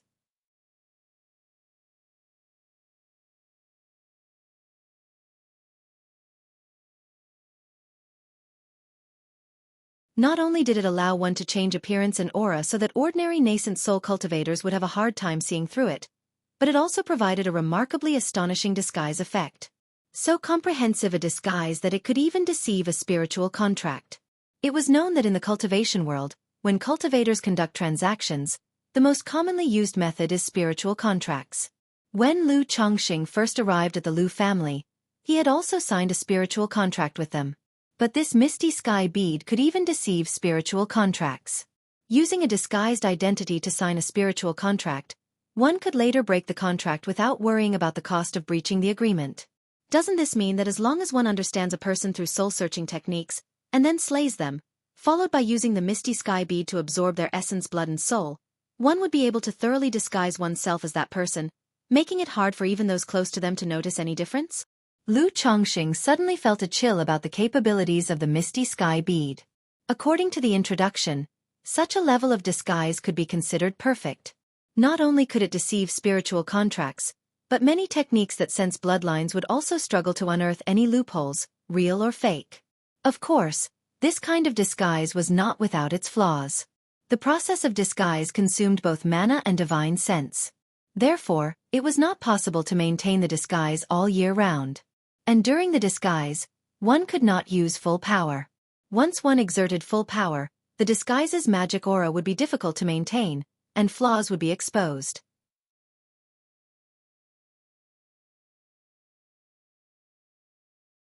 Chapter 434. The Misty Sky Bead, the Transformation of Bai Ling. But as a third-rank exotic treasure, this effect was already quite astonishing. Sure. Right then, Lu Chongqing sat cross-legged and began to refine the misty sky bead in his hand. He wanted to experience the effect of this misty sky bead. After spending 3 days, Lu Chongqing refined the misty sky bead into his body. In his mind, he imagined a cultivator he had seen before and then activated the misty sky bead. Instantly, Lu Changsheng's facial features and body began to change. He transformed into a youth who was skinny, with ordinary looks, and seemed somewhat solitary. The changes of this misty sky bead not only cover one's facial features and body shape but also hide one's aura and temperament, making it look flawlessly concealed. Lu Chongqing tapped his mana, and a water mirror appeared before him. Looking at his reflection in the water mirror, he nodded slightly. The original superior quality magic artifact mask could only change one's facial appearance. It could not modify one's body shape or temperament. One could only alter those by consuming one's mana, suppressing or transforming it. The next moment, Lu Changsheng's mental spirit moved slightly. A wave of spiritual power at the beginning level of qi refinement emanated from his body. This wave of spiritual power rose steadily, advancing from mid-stage qi refinement to late stage and then to the initial stage of foundation establishment. Ultimately, it emitted a wave of mana in the late stage of foundation establishment. The changes in the mana aura of the misty sky bead were determined by the upper limit of the user's divine sense. Lu Changsheng's divine sense had by now reached the late stage of foundation establishment. Therefore, through the misty sky bead, he could directly simulate the mana fluctuations of the late stage of foundation establishment. Immediately after, Lu Chongqing took out a coffin from a storage bag. He opened the coffin. Inside were 2 bodies, a male and a female. They were, in fact, the bodies of the 2 robber cultivators who had caused trouble in the Red Leaf Valley market. Since he planned to take the bodies to the Zhouxiao Immortal City to claim the reward, and to avoid the bodies decaying in the storage bag, Lu Chongqing had purchased a Yin coffin to store them. The misty sky bead can devour others' essence, blood and soul, achieving a perfect disguise and deceiving the spiritual contract. Besides devouring others' essence and soul, the misty sky bead can also merge with others' blood and mana aura, thereby elevating the disguise to yet another level. Lu Chongqing summoned the misty sky bead from his body. He took some blood and mana aura from the two bodies of the robber cultivators and fused it into the Misty Sky bead. Then, he reintegrated the Misty Sky bead into his body, and his whole appearance and body shape pulsed for a moment. In an instant, he turned into a burly middle-aged man with scars all over his face. It was precisely the appearance of the gray-robed robber cultivator in the coffin. Cough, cough. Lu Chongqing looked at the water mirror in front of him, coughed lightly, and then mana surged within his body. His face, body shape, voice, temperament, and even his mana aura were exactly like the gray-robed robber cultivator in the coffin. This effect is simply astounding. Now that I have this Misty Sky bead, my journey to the Wuxia Immortal City will be much more convenient. After a brief experimentation with the Misty Sky bead, Lu Chongqing was very satisfied with its effects as an exotic treasure. Now that the preparations are nearly complete, I can get ready to head to the Wuxia Immortal City. Lu Chongqing returned to his true appearance. Considering that his trip out would take a long time, Lu Chongqing also arranged and handled some family affairs for the time ahead. First, he went back to Qingzhou Mountain with his wives, Lu Miaoyun and Chu Zhenzhen, and then he went to the Red Leaf Valley Market. Through a shop subdued by the Lu family, Lu Xianji, from now on, this shop will be under your full management. In this storage bag, there are 500 spirit stones. You can buy whatever puppet materials you need, and if there are any issues, go to Gao He or your Auntie Miaoga. If you ever run short on spirit stones, you can get an advance from your Auntie Miaoga. Lu Chongqing took his son to the shop they had acquired, pulled out a storage bag, and spoke.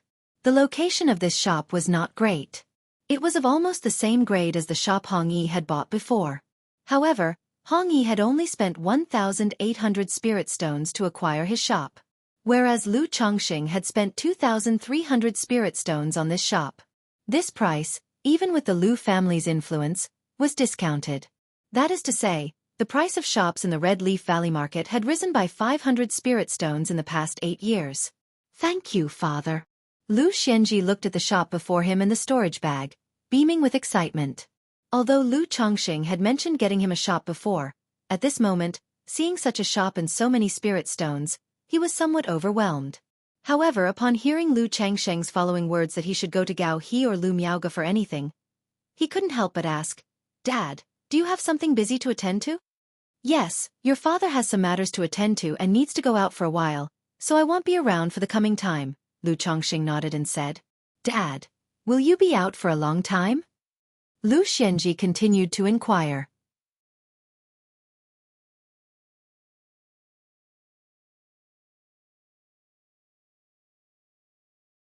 Chapter 435. The Misty Sky Bead, the Transformation of Bai Ling. "Dad, don't worry, I will take good care of Rui when the time comes." When Lu Xianji heard this, he nodded immediately in response. Among the descendants with a spiritual root, he was also considered an elder brother. Hence he felt a certain sense of responsibility. "Dad, what about brother Yun?" Lu Xianji thought of his younger brother Lu Yun, who was also at the 3rd level energy refinement. He figured that Lu Yun would probably reach the energy refinement middle stage around the same time as Lu Rui. As for Yuner, grandmother will arrange everything when the time comes. Lu Chongqing patted his son's shoulder and said. As the son of Lu Miaoyun, the 4th elder naturally doted on this important grandson a lot and would arrange for his care. Lu Chongqing wouldn't refuse such kindness from an elder. "Yes, Dad." Lu Xianji, having heard this, immediately nodded. He knew his brother Yun had another layer of backing at Qingzhou Mountain and was even more spoiled. Regarding this, he harbored no jealousy. After all, his own father was quite fair to them.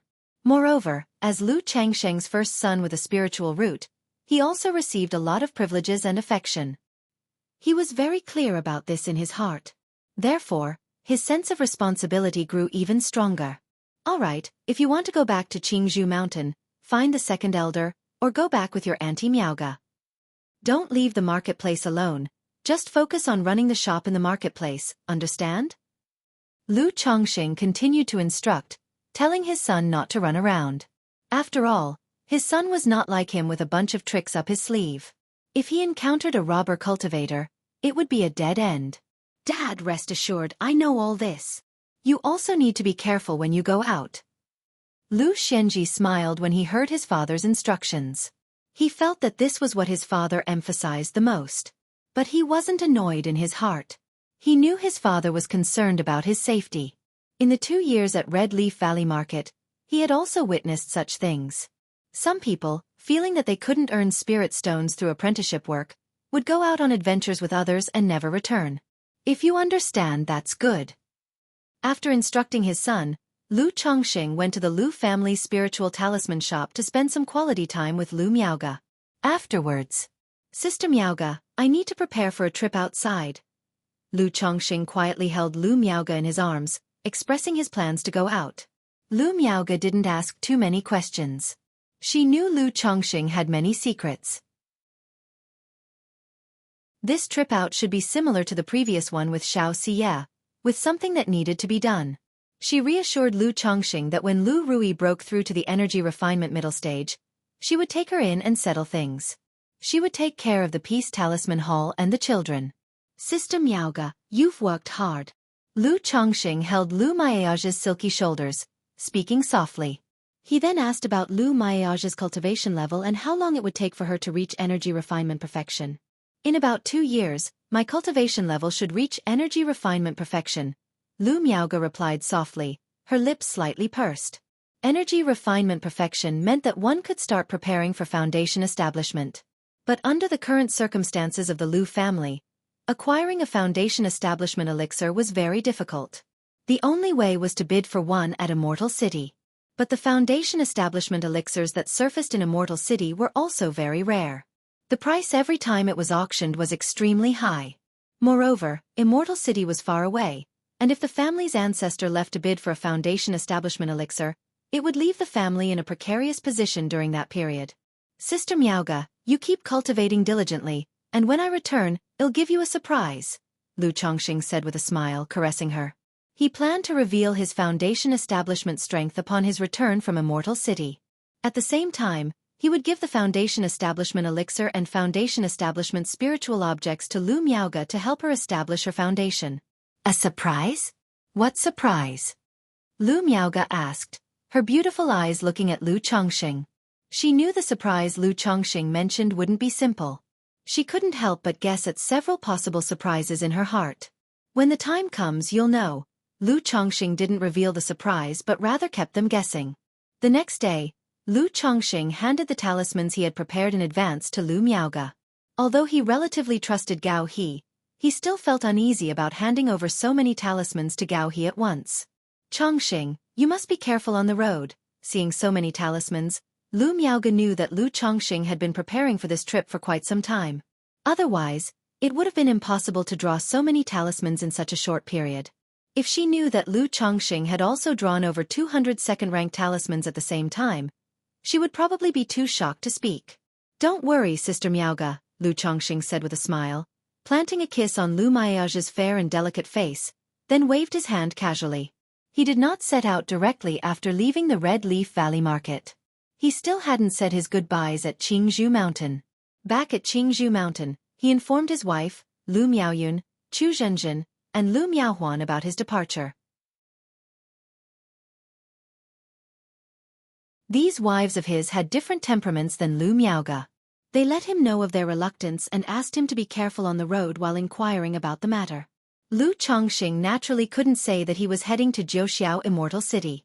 If he mentioned going to Jiuxiao Immortal City, his wives would definitely say it was dangerous and try to prevent him from going. So he said it was just a gathering with old friends, and then some business. After that, he took care of all his concubines and children. "On this trip to Jiuxiao Immortal City, I can also buy a large amount of high-rank breakthrough elixir materials. Once I return, I will refine a few batches myself, and let Yuner, Huanhuan, Zhenjin, and Jiyue all break through the energy refinement late stage." Lu Chongqing thought to himself as he looked at his wives' cultivation levels. Since they hadn't been having more children in recent years, Lu Miaoyun, Lu Miaohuan, Xia Jiyue, and the others had time to practice cultivation. All of them had reached the 6th level energy refinement. That bottleneck from the middle stage energy refinement to the energy refinement late stage. If they did not have the help of breakthrough elixirs, breaking through would be difficult. As for Chu Zhenjin, since she wasn't very attentive to cultivation and spent most of her time on the children, she was still at the 5th level energy refinement. Lu Chongqing didn't say much about this, letting her be herself. After all, if it came down to serious practice, most of his wives and concubines weren't exactly ardent in their efforts. Like Lu Miaohuan, for instance. With her talent, if she had been diligently practicing, she should have broken through the energy refinement late stage by now. At this rate, I'm afraid the person with the second highest cultivation level in my backyard will be Bai Ling. Lu Chongqing thought as he looked at Bai Ling. Bai Ling had an exceptional talent and listened to Lu Chongqing very well. He had told her to practice cultivation earnestly, so she had been diligently practicing every day. By now, she too was at the 6th level energy refinement. She probably could break through the energy refinement late stage on her own, without needing a breakthrough elixir. Brother, upon learning that Lu Chongqing was leaving, Bai Ling also showed a face full of reluctance and hugged Lu Chongqing tightly. The once frail and delicate little girl was now 17 years old. She had blossomed into an elegantly upright figure. Her face, shaped like a melon seed, was breathtakingly beautiful. Her delicate little features were assembled just right, pure yet subtly enchanting. Especially the girl's big, clear eyes, like peach blossoms, seemingly drunk yet sober, misty, seductive as silk, captivating and beguiling, stirring one's heart and soul. This enchantment, perfectly harmonized with her overall innocence and loveliness, seemed neither conflicting nor conspicuous. It portrayed an alluring yet forbidden temptation. Adding to that, Bai Ling's naturally timid and well-behaved demeanor made one want to tease her even more. Good girl Linger. Lu Chongqing had watched the little girl grow up and, out of habit, fondly rubbed her small head. Over the years, he had clearly seen Bai Ling become more and more charming and enchanting. This allure was, seemingly, innate to her. And as she grew older, the white scales on her body continued to grow as well. Her tender white arms, slender neck, flat abdomen, smooth back, and well-shaped straight legs were all covered with a dense layer of white snake scales. To this day, Lu Chongqing still hadn't figured out what was the deal with Bai Ling's snake scales. But these scales, much like Bai Ling's pure allure, blended perfectly with her fair and delicate skin, not looking out of place at all, as if she was wearing a form-fitting scale armor dress, an exotic charm of its own. It led Lu Chongqing to speculate whether Bai Ling had demon race bloodlines. As far as he knew, some people with demon race bloodlines in their ancestry would occasionally have a slim chance of their bloodlines reverting. If bloodline reversion occurred, signs of demonic traits would appear. So on this trip to Jiuxiao Immortal City, Lu Chongqing also wanted to see if he could find any related information. After all, the Grand Immortal City is bound to have a broader range of material and information than a small marketplace.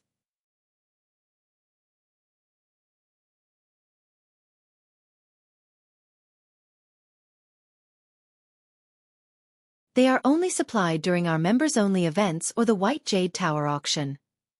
If Mr. Han is willing to take a wife or a concubine, we do have a few female cultivators with middle-grade spiritual roots that I can introduce to Mr. Han, Manager Xia said.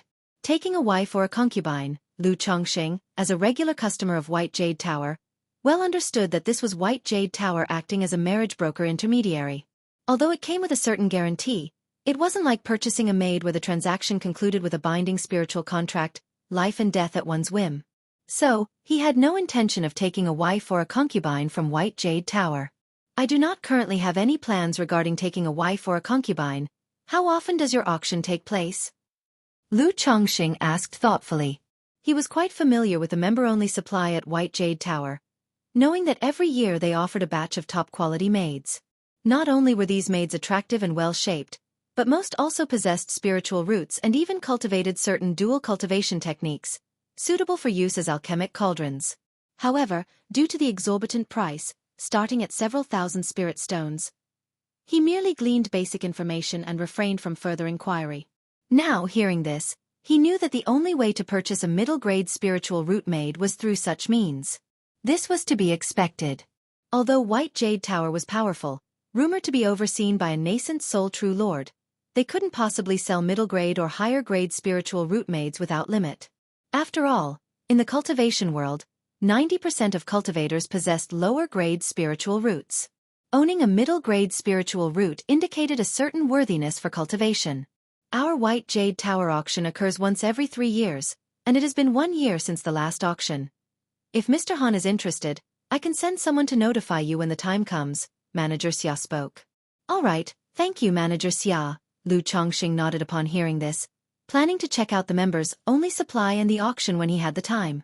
Afterward, Lu Chongqing bid farewell to White Jade Tower, and proceeded to Qingyun Commerce Guild, Myriad Treasures Pavilion, and other major shops to purchase second-rank talisman-making materials, second-rank elixir materials, third-rank talisman-making materials, and the black essence iron and 5 metals iron needed to forge the talisman artifact, 99 Profound Truth Strategy.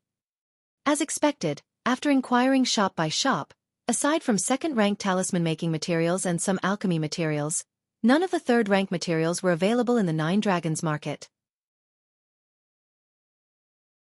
Third-rank heavenly and earthly treasures mostly belong to the category of strategic resources, only available in places like immortal cities. In Nine Dragons market, selling such high-level treasures not only proves challenging but can also attract trouble. Lu Chongqing exhaled lightly.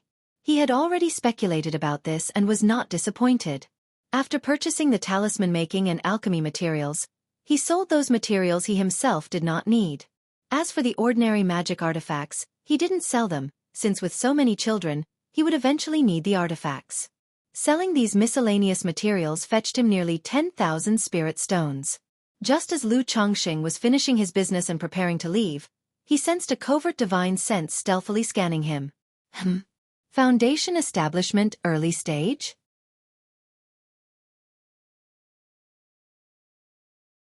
Chapter 437. Instant Kill Foundation Establishment, the best use of the Misty Sky Bead. Is this an attempt to murder for loot? I never expected Myriad Treasures Pavilion, with its big name, would actually engage in murder and robbery. Lu Changsheng's divine sense was comparable to that of a foundation establishment late stage, and he had the Misty Sky Bead to conceal his magic aura. Therefore, the foundation establishment early stage cultivator was completely unable to detect his disguise. Upon using his divine sense to inspect, he only took him for an energy refinement late stage cultivator. He then quietly left a divine sense mark on the hem of his clothing for tracking purposes. Indeed, my extravagant purchases and spending tens of thousands of spirit stones, not to mention fencing goods of equal value, would tempt even foundation establishment cultivators into greed, he mused. With the Misty Sky Bead and his strength as a foundation, Lu Chongqing was not as cautious this time as he usually was. After completing a transaction, he would go to an inn and change his disguise. The whole time, maintaining a single identity. If one wishes to be a robber cultivator, one must be prepared to pay the price. Lu Changsheng's expression remained calm, seemingly unaware he was being targeted, and he quickly left Nine Dragons Market. Upon exiting the marketplace, Lu Chongqing took out a superior magic artifact. He flew at the speed of an ordinary energy refinement late-stage cultivator. Being followed.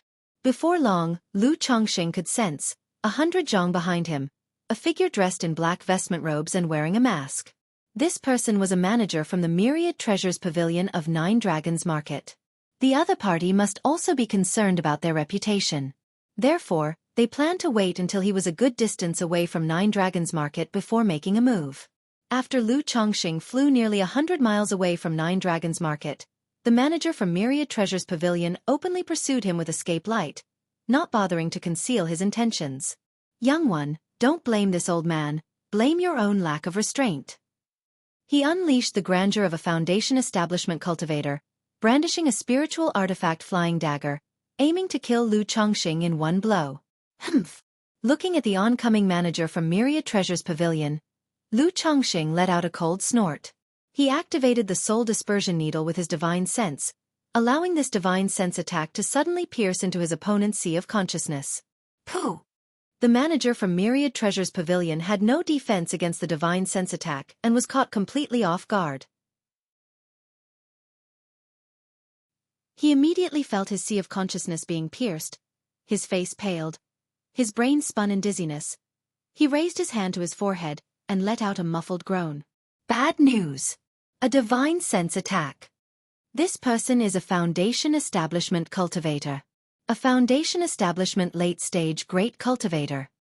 The manager from Myriad Treasures Pavilion barely freed himself from the divine sense attack, his heart filled with shock and terror. He had never expected his greed for killing and looting to be exactly what the other party was angling for. His whole body surged with spiritual light as he hurriedly shouted, "Fellow Taoist, it's a Ms. But before he could finish, several sharp and domineering beams of the seven luminary sword cut through the air, shooting towards him simultaneously. Pu. The beams from the seven luminary sword penetrated the protective spiritual light around the manager from Myriad Treasure's pavilion. Then they pierced through his forehead, leaving a bloody hole. A foundation establishment great cultivator thus fell. This divine sense attack technique is really useful. When it's unexpected, it leaves one with no chance to defend. Lu Chongqing looked at the manager from Myriad Treasure's pavilion, whom he had just instantly killed, and mused to himself. Immediately, he raised his palm and the misty sky bead appeared inside his body. Go! The gray mist from within the misty sky bead stirred, like a great gray snake, sweeping towards the corpse of the manager from Myriad Treasure's pavilion. In a short while, the body was drained of flesh and blood under the gray mist, turning into a pile of dry bones. It looks so much like a technique from the demon path. Lu Chongqing looked at the skeleton that remained after the misty sky bead had devoured the body and couldn't help but comment. He then gestured with his hand to withdraw the misty sky bead back into his body. The next moment, his entire body fluctuated. His face, physique, temperament, magic aura, all became identical to that of the manager from Myriad Treasure's pavilion. So this is the perfect disguise of the misty sky bead. Although the flesh, soul core and cultivated techniques remain unchanged, the effect and appearance presented are as if him a completely different person. Lu Chongqing quietly experienced this new state. The misty sky bead inside him seemed to be imprisoning the flesh and soul of the manager from Myriad Treasure's pavilion, thus making his appearance identical to his. If I now return to Nine Dragons Market, wouldn't I be able to use this identity to glean a fortune from Myriad Treasure's pavilion? Lu Chongqing stroked his chin, contemplating. He may have understood the best use for this treasure. That is, to become a thief. Even nascent soul immortals would typically not realize the effects of the misty sky bead. If he wished, he could completely transform into someone with status and position from a minor family or small force and use this method to plunder. But the next moment, Lu Chongqing shook his head, dismissing the thought. Inside a chain store like Myriad Treasure's pavilion, there would surely be various prohibitions and secret signals. Being unfamiliar with these aspects, he could easily commit a blunder and be exposed. If he were to be found out within the shop, provoking the Foundation establishment great cultivators stationed at Nine Dragons Market to take action, it would be very dangerous and troublesome. Moreover, in Lu Chongqing's view, such actions are like becoming addicted to impersonation and robbery. If one starts doing it too often, they might end up on a path of no return. Since he had the system to rely on, he did not need to engage in such deeds. After all, those who often walk by the river rarely manage to keep their shoes dry. The misty sky bead might be powerful, but it's not omnipotent. Perhaps some family or power has treasures or secret techniques that can counter this ability. Immediately, Lu Chongqing changed his appearance again, adopting another look. He reached out, collecting all the magic artifacts and the storage bag of the manager from Myriad Treasure's pavilion into his possession, and turned into a streak of escape light as he left. Half a month later. This is Green River Marketplace. Lu Chongqing operated his flying boat, arriving at a medium to large-sized marketplace built along a river.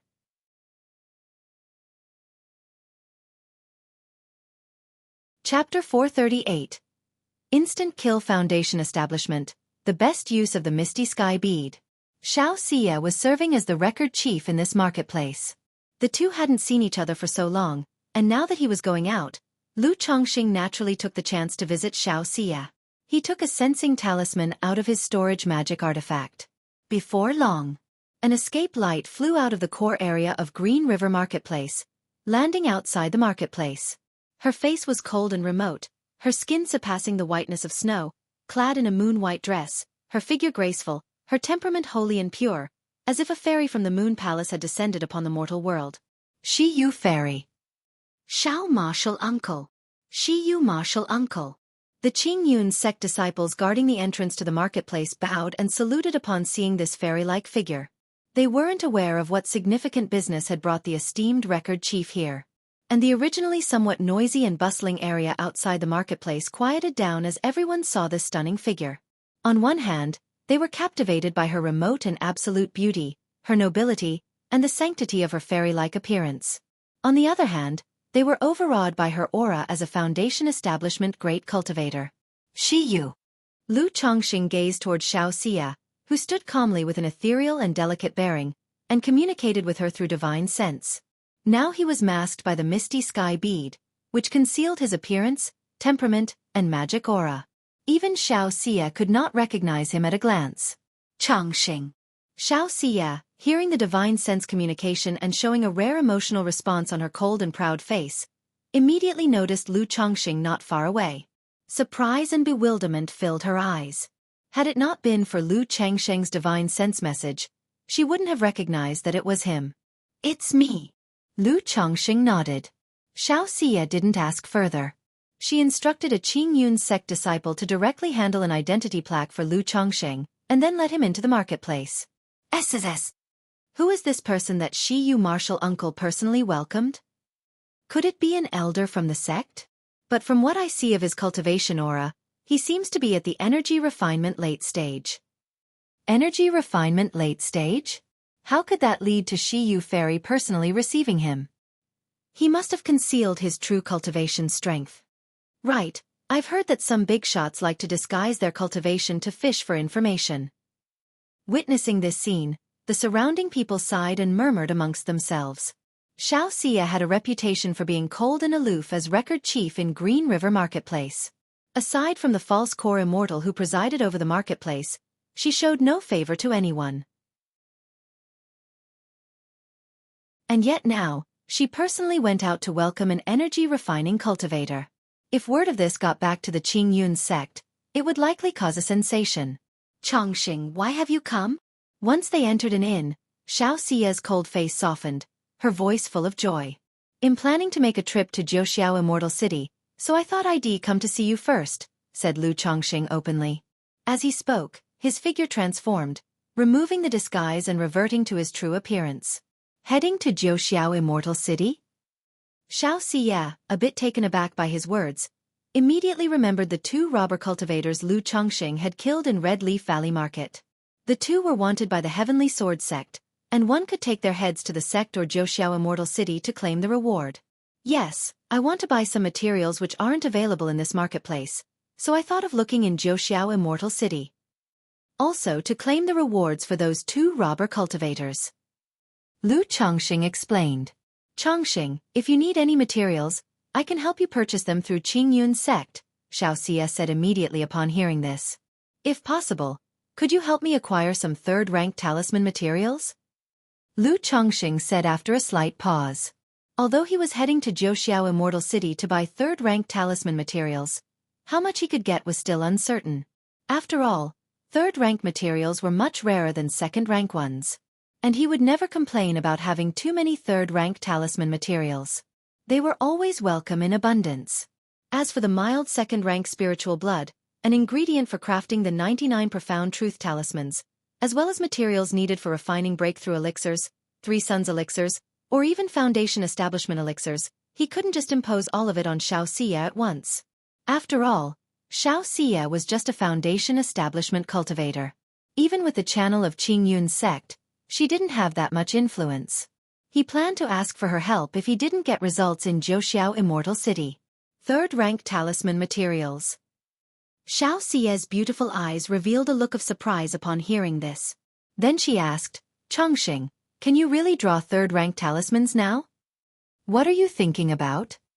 Lu Chongqing looked at Xiaofan's surprised face and pinched her fair and delicate cheek with a smile. Then he sat on the bed beside him, pulled Xiaofan's soft and fragrant body into his arms, and spoke softly. I have a talisman nurturing secret technique that can nurture second-rank spirit talismans into third-rank ones. But it requires the use of third-rank talisman materials to draw them. That's why I'm preparing to buy some third-rank talisman materials for making talismans. Later, with the nurturing method, the second-rank talismans will unleash the power of third-rank talismans. Lu Chongqing, embracing Xiaofan's graceful and curvaceous fairy-like body, inhaled the heart-pleasing fragrance from her hair and continued slowly. Such a talisman-nurturing secret technique exists? Xiaofan snuggled in Lu Chongqing's arms, saying in surprise. She had never heard of this before. Yes, after I draw the talismans, I will teach you this talisman nurturing method so you can nurture spirit talismans regularly, Lu Chongqing said with a light chuckle. This kind of spirit talisman nurturing could only be done for 2 or 3 at a time. If too many were nurtured, it would affect one's own cultivation. Therefore, he didn't mind teaching this secret method to Xiaofan, giving her a few talismans to nurture herself for protection. Then, thank you very much Lu Lang, Xiaofan said with a beaming smile. She knew Lu Changsheng's personality. If he said he would give something, he didn't like others to refuse. Besides, she wouldn't decline Lu Changsheng's kindness. Yu, Lu Chongqing said, looking at the beauty in his arms. He thought of Xiaoxia's proud and untouchable demeanor when she stepped out of the marketplace earlier, like the noble fairy from the Moon Palace, and felt a surge of heat in his heart. Xiaoxia lifted her head slightly. The next moment, Lu Chongqing captured her rosy and luscious lips, full of juicy temptation. The familiar pressure and plunder overwhelmed her, causing Xiaoxia to soften in his arms, her heart to tremble, and a sultry moan escaped her nostrils. After a long while, Lu Chongqing released Xiaoxia, whose face was flushed like the rosy clouds and whose body was warm and moist, leaving her gasping for breath. He chuckled and said, "The taste of Yu is still so sweet and rich." Xiaoxia's clear eyes were slightly dazed. She placed her hands on Lu Changsheng's shoulders and offered her lips again, expressing her longing.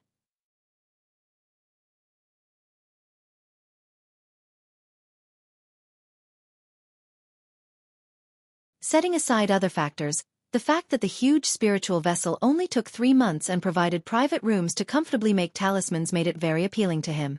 If he were to pilot a spirit boat himself, not only would it waste time, but he might also encounter troubles that would prevent him from focusing on cultivation and other tasks. 3 days later, Xiaoxia handed Lu Chongqing a green jade token with cloud patterns etched into it. She told him that Qingyun Sect's giant spiritual vessel would depart in 24 days. Once in Qingyun Market, he could board the spiritual vessel to Jiuxiao Immortal City by showing this jade token. To find out how to board, he simply had to ask one of Qingyun Sect's reception disciples with the token in hand. The trip from Green River Marketplace to Qingyun Market would take nearly half a month as well. So after spending 3 days with Xiaoxia, Lu Chongqing set out for Qingyun Market. In order to avoid trouble on the way and to board the spiritual vessel easily, he used the Misty Sky bead to suppress his magic aura to the level of a mid-stage foundation establishment. Half a month later, Lu Chongqing safely arrived at Qingyun Market. Looking at the marketplace before him, he was reminded of 6 years ago when he and Xiaoxia had broken through to foundation establishment here, and when they had slain a grandson of a false core immortal. While registering his identity, Lu Chongqing presented the jade token and inquired about the giant spiritual vessel. The Qingyun sect disciple, upon seeing the token, immediately told Lu Chongqing that the spiritual vessel would be landing at the north gate of the marketplace in 3 days. Lu Chongqing should go there early to wait, and someone would make the necessary arrangements. After understanding the general situation, Lu Chongqing began to stroll around Qingyun Market. This trip was mainly for purchasing. As a major marketplace second only to the immortal cities, Qingyun Market naturally had many materials for sale. After 2 days of busy shopping, he roamed the marketplace thoroughly and indeed found some treasures. He had not only bought many second-rank materials for talisman making and rare medicinal herbs, but he had also acquired the spirit blood of a demon beast called Jade Sun Deer. This spirit blood had mild properties and could be used in medicine making. It was more than suitable for awakening Lu Wangshu's blood talisman's spiritual body. The only downside was that there was too little of the spirit blood. The store sold it in portions rather than in full gourds. My spending is like water flowing. I guess I'll have to sell some spirit talismans and elixir medicines on this trip to Jiuxiao Immortal City. Otherwise, the remaining spirit stones may not be enough for me to forge the 99 mysterious true strategy, and purchase a large number of third-rank talisman-making materials. In 2 days, Lu Chongqing had spent over 20,000 spirit stones. It made him lament that money indeed flowed like water. This was also because his second-rank talismans were selling well at Peace Talisman Hall, which brought in a profit of nearly 3,000 spirit stones a month. Otherwise, no foundation establishment cultivator could afford such spending. Like the time at 9 Dragons Market, the steward from Myriad Treasures Pavilion who tried to rob him had only over 3,000 spirit stones in his storage bag. All his possessions combined were worth just a little over 20,000 spirit stones. Yet, Lu Changsheng's expenses during this period amounted to over 30,000 spirit stones. Despite this, he still had over 40,000 spirit stones left. Moreover, he had many precious materials and spiritual artifacts that were not easy to sell.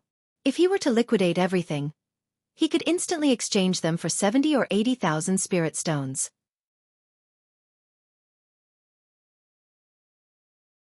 Chapter 440. Draw for Spiritual Pets. Colluding with the Demon Path.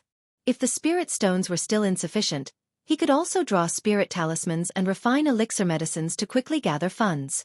The next morning, as the sky began to show the first light of dawn, Lu Chongxing arrived outside the northern gate of Qingyun Market. At this time, there were already many cultivators waiting, including several Qingyun sects patrolling law enforcement cultivators. It seemed they were all waiting for the arrival of the Qingyun sect's spiritual vessel. Han Sr., when the spiritual vessel arrives, please line up here and board the second floor of the vessel. A Qingyun sect disciple inquired about Lu Changsheng's situation. Seeing the green jade token in his hand, he briefed him on the general situation. Okay. Lu Changsheng nodded his head. After waiting for nearly an hour, a 3-level tall, 50 to 60 zhang long spiritual vessel, wrapped in luminous formation light, slowly descended from the high clouds. This spiritual vessel was not only inscribed with formation runes but also had several artillery turrets, which made one feel insignificant while also imparting an indescribable sense of oppression. How powerful could these turrets be? Are they comparable to a blow from a core formation? Lu Chongsheng wondered to himself as he looked at the spiritual vessel.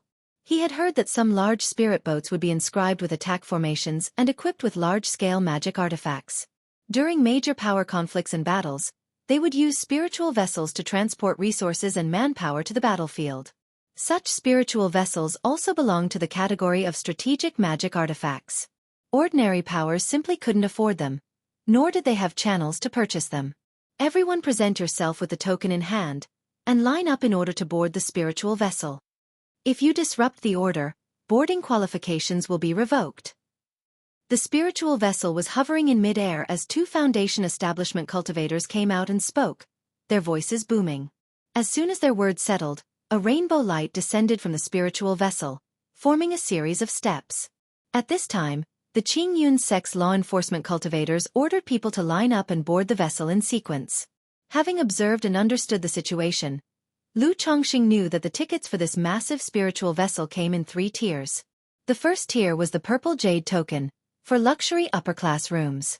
The second tier was his type, the green jade token, for ordinary guest rooms. The third tier was the white jade token, where all passengers shared a hold without private space. There were only 3 persons holding purple jade tokens on this trip on the spiritual vessel. They appeared either rich or noble, likely descendants of nascent soul immortals or members of large aristocratic families. After these 3 boarded the spiritual vessel, Lu Chongxing also started lining up to board. Recommended by Shi Yu Junior Sister? May I ask how to address you? After boarding the spiritual vessel, a Foundation establishment cultivator checked Lu Changsheng's jade token and asked. Lu's cultivator Han Li. Lu Chongxing made a bow with hands folded in front. All right, Taoist Han, room number 9, please enter. After a simple login by this Foundation establishment cultivator, he didn't inquire further. All right, thank you. Lu Chongxing nodded, making his way to the guest rooms on the second floor of the spiritual vessel. The room wasn't large, just a single room of about 10 square meters. For Lu Chongxing, it was more than enough. He had purchased quite a lot of talisman-making materials in 9 Dragons Market and Qingyun Market. Over these 3 months, he could calmly draw talismans on board the spiritual vessel. Half an hour later, the spiritual vessel rose high into the sky and set off for Zhouxiao Immortal City. Lu Chongxing brewed a pot of spiritual tea and quietly watched the sea of clouds outside the window. He had long since grown tired of such scenery. But his first time on a spiritual vessel was like the first time he had flown on a plane in his previous life, somewhat novel. He couldn't help but think to himself when he would be able to own a spiritual vessel like this. After all, such a spiritual vessel truly exuded dominance. Having finished a pot of spiritual tea and watched the clouds for a while, The novelty of riding the spiritual vessel had almost vanished. Lu Chongqing exhaled softly, took out a talisman brush and paper, and began to draw spirit talismans with his mind tranquil. In the blink of an eye, half a month had passed. Congratulations to the host. 10 offspring have completed the Qi introduction into body and stepped onto the path of cultivation, earning a 5% increased probability for offspring to have a spiritual root, and receiving 1 chance to draw a lottery. 10 now. Lu Chongqing, who was making talismans, heard the system alert and a faint smile appeared on his face. His children were now starting cultivation in an orderly manner. In the next 3 years, another 10 children would step onto the path of cultivation. These children would be the foundation of his future family. The probability effect of having offspring with a spiritual root, if kept on increasing like this, wouldn't it guarantee that all my future children will possess a spiritual root? Lu Chongqing, observing the 5% increase in the probability of siring offspring with a spiritual root, mused to himself. After several enhancements, the chance for his offspring to have a spiritual root had already risen to 15%. This probability was far from low. You see, when 2 cultivators have children, the chance that the child will have a spiritual root is only about 10 to 20%. But I would also need a sufficient number of wives and maids to maximize this passive effect. Lu Chongqing exhaled lightly. He was now ready to stream in more resources and focus on selectively breeding. There weren't many pregnant wives or maids left in his backyard. Apart from the 7 new concubines and maids, many had already given birth among his wives and maids. Thus, aside from Xia Zizhu, Lu Miaoge, and Xiao Xia, Lu Chongqing didn't really want to keep having them bear children. However, once I establish my family and reveal my foundation establishment strength, these matters should resolve themselves. Lu Chongqing contemplated privately. Merely by revealing his 2nd-grade talisman master abilities, he already had many people willing to send their family juniors to be his concubines or maids. If he were to reveal his foundation establishment strength, then even more families and powers would likely be willing to send over their talented juniors. Indeed, in the cultivation world, as long as you have strength, many problems cease to be problems. Lu Chongqing shook his head and sighed, then silently commanded in his mind. System, draw the lottery. A pale red wheel of fortune emerged, bathed in a golden light that began to spin rapidly. After a moment, the light slowed and rested on Pet. Ding! Congratulations, host. You've obtained a spiritual pet, Cold Blue Dark Turtle. The reward has been distributed to the system space. The host can check it at any time. An image of a dark blue turtle radiating a chilly aura appeared from the wheel, accompanied by a system notification sound. Cold Blue Dark Turtle? A turtle species spiritual pet? Lu Chongqing scrutinized his lottery prize, frowning slightly. His first impression of turtle species beasts was that they had long lifespans and slow growth. So seeing this cold blue dark turtle, he immediately felt the spiritual pet was of limited use, somewhat mediocre. Immediately, Lu Chongqing's mental spirit flickered, turning his attention to the cold blue dark turtle in the system space. Beast, Cold Blue Dark Turtle. Rank: Heaven rank lower grade. Description: a lower grade beast with a true spirit dark mysterious turtle bloodline. It can grow to its peak in 1,000 years, becoming a 4th-rank demon beast. Truly a case of raising a turtle for 3 generations, people pass away, but a turtle remains. Though 1,000 years to grow into a 4th-rank demon beast is already very fast for a turtle species beast. But this rate of growth would exhaust even a nascent soul immortal. Lu Chongqing, seeing the description of the cold blue dark turtle, couldn't help shaking his head. Although he was confident that he could outlast this turtle. With a 9 netherhound in his house that could grow into a 4th-rank demon beast in 500 years, he was already dissatisfied with its slow growth. Now this cold blue dark turtle would take 1,000 years to reach the 4th rank, which made him not want to even comment. Forget it, that's the nature of a lottery, always ups and downs, might as well treat it as a common pet. Lu Chongqing exhaled and didn't concern himself too much. Although the cold blue dark turtle's growth was slow, it also represented a future potential. After all, a beast's lifespan is several times that of a human being. And the lifespan of a turtle species beast is generally several times that of other beasts. If he took good care of this cold blue dark turtle, maybe it could accompany him for tens of thousands of years. Lu Chongqing decided not to take the cold blue dark turtle out from the system space for the time being. He planned to leave it in the system space until he disembarked from the spiritual vessel and arrived at Zhouxiao Immortal City. Then take a good look at the situation of this spiritual turtle. Blackwater Pool. Xiahou family. How dare you infiltrate the Xiahou family? A loud roar resounded, piercing the sky. The next moment, a sword light broke through the void, leaving a crack in the great formation above the Xiahou family estate. Then an escape light flew swiftly through the crack, soaring into the sky, disappearing into the clouds. She must not be allowed to escape. This woman might very well be an agent of the Qingyun sect, infiltrating our Xiahou family to investigate any potential collusion with the demon path.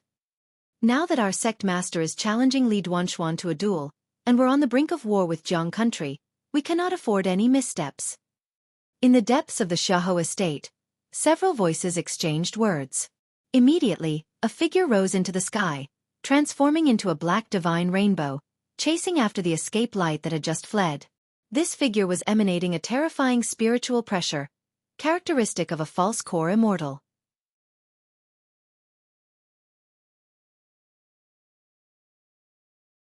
Chapter 441. Battle of the False Core, Chu Qingyi. _1 in the guest room. Lu Chongqing finished drawing 5 second-rank spirit talismans and brewed a pot of spiritual tea. He sat down to rest, closing his eyes to recuperate and restore his mana. Although the spiritual vessel was very stable with a false core immortal in charge, an accident could happen at any moment. Therefore, after drawing a few talismans, Lu Chongqing would rest to recover, keeping himself in peak condition. Fellow Taoist passengers, I am Qiyun True Immortal. I have just received an urgent distress call from our sect, so we will be deviating from our course to assist.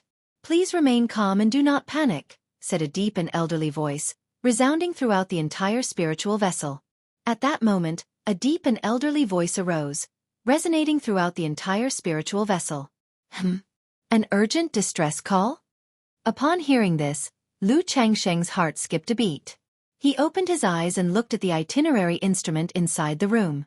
He noticed that the spiritual vessel, originally heading east, was turning around, deviating from the course to Zhouxiao Immortal City. What kind of distress call could it be? For a false core immortal to change course of such a large spiritual vessel to provide assistance? Lu Changsheng's heart was filled with doubt. He knew the identity jade of Qingyun sect disciples could be used to call for help. As long as the signal was sent, other Qingyun sect disciples within hundreds of miles would receive the distress signal. But now, a distress call had prompted a false core immortal to deviate such a huge spiritual vessel to provide assistance. This made him realize the situation must be serious. Lu Chongqing looked out at the sea of clouds. The spiritual vessel was moving much faster than before, clearly speeding up to reach the location of the distress call. I can't be that unlucky, can I? To encounter a mishap on my first ride on a spiritual vessel? Lu Chongqing couldn't help but think to himself. His reason for taking the spiritual vessel to Zhouxiao Immortal City was convenience and speed. If there were any trouble at the location of the distress call, and he got swept into it, he would be utterly troubled. At that moment, Lu Chongqing heard footsteps in the corridor outside. It seemed that some passengers, upon hearing about the change of course, had stepped out of their rooms to inquire about the situation on the deck. After some thought, Lu Chongqing put away his talisman brush, paper, and spiritual ink, leaving the guest room to see what was going on. There were several Foundation establishment cultivators on deck. They were asking each other about what was happening. None of them, however, had any idea what was going on. Soon, they all stood on the deck, looking down at the sea of clouds to see where the spiritual vessel was heading. About an hour into its rapid journey, a profound and heavy spiritual pressure suddenly emanated from the distances of the sky. A false core immortal? Lu Chongqing and the others on the deck all turned to look in the direction of the vast sky. From this spiritual pressure, they immediately knew that it was the might of a false core immortal. They saw a chaotic burst of escape light break through the clouds, racing toward the direction of the spiritual vessel. A black divine rainbow was in hot pursuit, constantly bombarding the leading escape light. Boom! Within the black divine rainbow, an axe light slashed out, with countless runes flashing upon it, creating waves of black wind and wild blades that swept away the sea of clouds. As a result, the fleeing figure grunted, spat out blood, and nearly plummeted from the clouds. How dare you, audacious villain, harm a true disciple of Qing Yun's sect? At the top of the vessel, a woman who appeared to be in her 50s, with an imposing and solemn face, dressed in a red magical robe, abruptly opened her eyes and shouted. Instantly, she transformed into a divine rainbow and shot out from the top of the spiritual vessel. Her body surged with false core mana, turning the sea of clouds a fiery red, like a burning sky, radiating waves of scorching heat. So, it was a true disciple of Qing Yun's sect who called for help. No wonder Qi Yun True Immortal decided to alter the course of the spiritual vessel for assistance, someone murmured. Which false core immortal dares to chase and kill a true disciple of Qing Yun's sect? People whispered.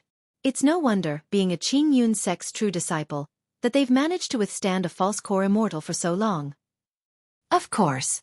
Every true disciple of Qing Yun's sect possesses the strength of the Foundation establishment late stage, unmatched among their peers. As long as they don't die young, they could at least become a false core immortal in the future, came the chatter. The group on the deck couldn't help but discuss amongst themselves upon witnessing this scene. Lu Chongqing was also taken aback. Having spent so much time with Xiaofan, he was familiar with the hierarchy of Qing Yun's sect disciples. Outer sect disciples, inner sect disciples, core disciples, and true disciples. True disciples were all at the power level of Foundation establishment late stage, the seeds of core formation for the Qing Yun sect. As long as they didn't meet with an accident, they were destined to become the sect's authoritative elders, with boundless prospects. Yet here, a false core immortal was daring to chase and attempt to kill a true disciple of Qing Yun's sect in Qing Yun territory. If it's just one false core immortal, it looks like the problem isn't too big. Seeing that there was only one false core immortal in pursuit, Lu Chongqing breathed a sigh of relief. He knew he wouldn't be dragged into any major trouble. After all, the spiritual vessel didn't just have a Qing Yun sect false core immortal in charge. It was also carrying 3 or 4 Qing Yun sect Foundation establishment cultivators, along with over 20 Foundation establishment passengers. If the Qing Yun sect needed help, he thought everyone would be willing to lend a hand. Boom, boom, boom. The Qing Yun sect's Qi Yun True Immortal, holding a red banner. With a wave of the flag, immediately streams of heaven scalding, sea-boiling red flames spread, transforming into fire dragons that intercepted the black divine rainbow. Then with a large mana hand, she reached to send the true disciple soaring onto the spiritual vessel. Back off! The figure within the black divine rainbow was a black-robed man whose face was concealed. Enraged by the sight of the fire dragons, he wielded his black great axe and swung it forth mightily. Countless dark runes surfaced, accompanied by a terrifying aura that pierced through heaven and earth, eradicating the fire dragons and bursting with formidable power.